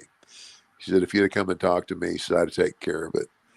But, I just felt like, he's a businessman. He's going to put his people where he needs them, and he's not really that concerned with my private life. But anyway, that's the whole thing there. But no, there, in my opinion, there was never, Eric Bischoff, I don't know what he was doing before, and I quite frankly can't even, you probably know better than I do how he got the job. But once he had the job, I don't know how he got it, or how he was going to keep it, because he's a good salesman. He sold himself dead. Yeah, but he was asking for a whole lot of help from a whole lot of people, and then it was just, I don't know. I think you're right, though, because they had that lightning in the bottle with NWO, but there was no plan for when that angle ran its course. Yeah, there was no plan for after that, and no angle runs forever. And if your whole company's based on one angle, you got a problem. Yeah, exactly. You just that's not going to work. So we're gonna go ahead and wrap it up here. Mark, did you have any follow up? Anything you wanted to end with? Yeah. I just want to say it's just been a pleasure to talk to you. I grew up watching you in the Georgia territory and some of the Mid-South territory, and it's just a pleasure to be able to talk to you tonight and just hear what you have to say. It's just been a great experience. Appreciate it. It's definitely an honor for all of us. And I said the biggest compliment I can pay you is I hated your stinking guts as a kid. Oh man, did I hate you? You wanted to buy Hulk Hogan's belt. I was and then when you performed you had that surgery performed for those dual referees. Oh man, I wanted to kill you. I wanted to kill you, man. But Mike, anything you wanted to end with? I hate to say this, but I actually enjoyed the segment when he was trying to buy the belt from Hulk Hogan, because at that point I was tired of Hulkamania. I was like, yeah, please. I was a Hulkamaniac, man. Hogan, sell out. Please sell out, Hogan, please. Oh, wow. Well, guys, I appreciate you having me on. And thank you. All ours. Yes, it was a pleasure. Absolute pleasure. I would. I'd love to get you and Nikita on here or on my other show one day. Maybe better for my current event show. That's not a wrestling show. I'd love to get you and Nikita on one day and just have us all, and Mike and have us all talk, and Mark even, and have us all talk about our faith. And that would be awesome. Hold on 1 second, guys. One second. Sure. Jimmy's World Order store in LA. Jimmy's JWO. Jimmy's World Order in LA. Is that a store? Yeah. Okay, I've been asked to plug. I'm going to plug this guy's store, Jimmy's World Order. JWO in LA. I'm gonna. Do they have a website? They have a website? Yeah. What is it? Jimmy'sWorldOrder.com. Jimmy'sWorldOrder.com, and it's in LA. Like that would be a wrestling thing. Probably going to be an appearance or something for me next year. So. Oh, fantastic! So go out there and sign autographs. Yeah. All right. So, well, guys, I appreciate you having me, but I got to leave you with something that you all need to remember. Everybody's got a price for the $1 Million Man. I wanted that laugh. I wanted that laugh. God bless you, Dibiase. God bless you guys. Thanks for having me. Appreciate it. You bet. Bye-bye. All right, that was good. All right, well, that was fantastic. That was fun. What a great time that was. Yeah. It was a long show. True gentleman. What a gentleman. What a gentleman. And I love that I was going to ask him to end it with the laugh, but he did it. So I didn't have to ask. He did. Yeah, I would love to do a show with him, Nikita, me, and the two guys on this screen, just about our faith. Would be something that I would love to do. Thank you. It's it was a 3-hour show, and I was like, I don't know if I could do it because you got to understand he just flew in. He just flew into where he's at, and he got held up at the airport at the baggage claim. Thank you, Franklin. And he got held up at the baggage claim. Then he had to check into the hotel, and that took time. And this and that. So he must be exhausted, but he put on his game face and did a great job tonight. And hopefully, I hadn't even had dinner yet. Sleep. Yeah. I was getting worried I was even going to be able to be on because my lights flickered a few times because of the wind, and I'm thinking to myself, I'm going to lose power here. We're getting the wind here too because the storms that had brought the tornadoes are here now. They're much weaker, but they're still packing like 50-mile-an-hour winds. So, which is weird. This is not a type of storm we get in the winter unless it's accompanied by snow. So it's just interesting. But we did. I read his book, and it is a great book. Ted Dibiase's book. If you don't have a chance, if you have not read it, man, highly recommend it. He's one of the first guys to actually write a book in the wrestling business, and it's absolutely something you should grab. I'm telling you, it's a page turner. Like, I'm not a big reader, couldn't put that book down. So, it was just such an honor to have him here, man. I've always, like I said, I hated him as a kid, and he was, a huge star for me, and the bane of my existence. He's always laughing at people and kicking, basketballs from cute children, and I remember that segment of what Moose was talking about. What they were talking about, the Survivor Series '87, first Survivor Series, where Dibiase didn't appear on the show, but he appeared in the vignettes during the show, showing him about his Thanksgiving, eating quail instead of that filthy bird like turkey, and and going out for a drive, and that's how he celebrated his Thanksgiving. That's right. Now I remember that, and that was at Survivor Series. Which one? 87, the first one. 87. Okay. Yeah. So we'll leave it at that. The one thing I wanted to say is he had a pretty good run, not only as a wrestler and commentator and a manager, but he technically introduced two of the biggest stars in wrestling history, Undertaker and Stone Cold Steve Austin, as the ringmaster into WWE. Mm-hmm. He brought, he was the first guy with those two guys. That's gigantic when you think about it. Yep. I believe he talks about the Austin thing on a Legends of the Ring. If you've never watched Legends of the Ring on the network on Peacock, man, watch the Legends of the Ring roundtables. They are fantastic. I want to go a little bit just for a minute or so into that story I was telling before.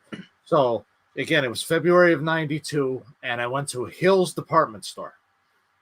Okay, which was just our big store here, and they had rows and rows of the WWF figures, the Hasbro figures. Carmine remember fondly, I'm sure. And all I wanted was an Undertaker figure, because at that point it was out. Undertaker looking. I could not find. They did not have an Undertaker figure. Either they didn't get one in, or it was already bought. But you know what I consoled myself with? My favorite tag team was there, the Legion of Doom in the 2-pack. And I was like, the WWF Tag Team Champions, the Legion of Doom. Got them at least. Okay, get home. Again, turn on the TV. A half hour later, here comes Superstars Wrestling, and the first blurb they have is showing the new WWF Tag Team Champions, Ted DiBiase and IRS, beat Legion of Doom for the belts. And I was like, son of a bitch, what the hell just happened here? What a rush. We are at the 3-hour mark exactly. Thank you guys, the ones who stood with us for the whole show. We love you guys, and we appreciate it. And remember, everybody's got a price for the $1 Million BAM. God bless you guys. God bless you guys. Have a great night. Good night.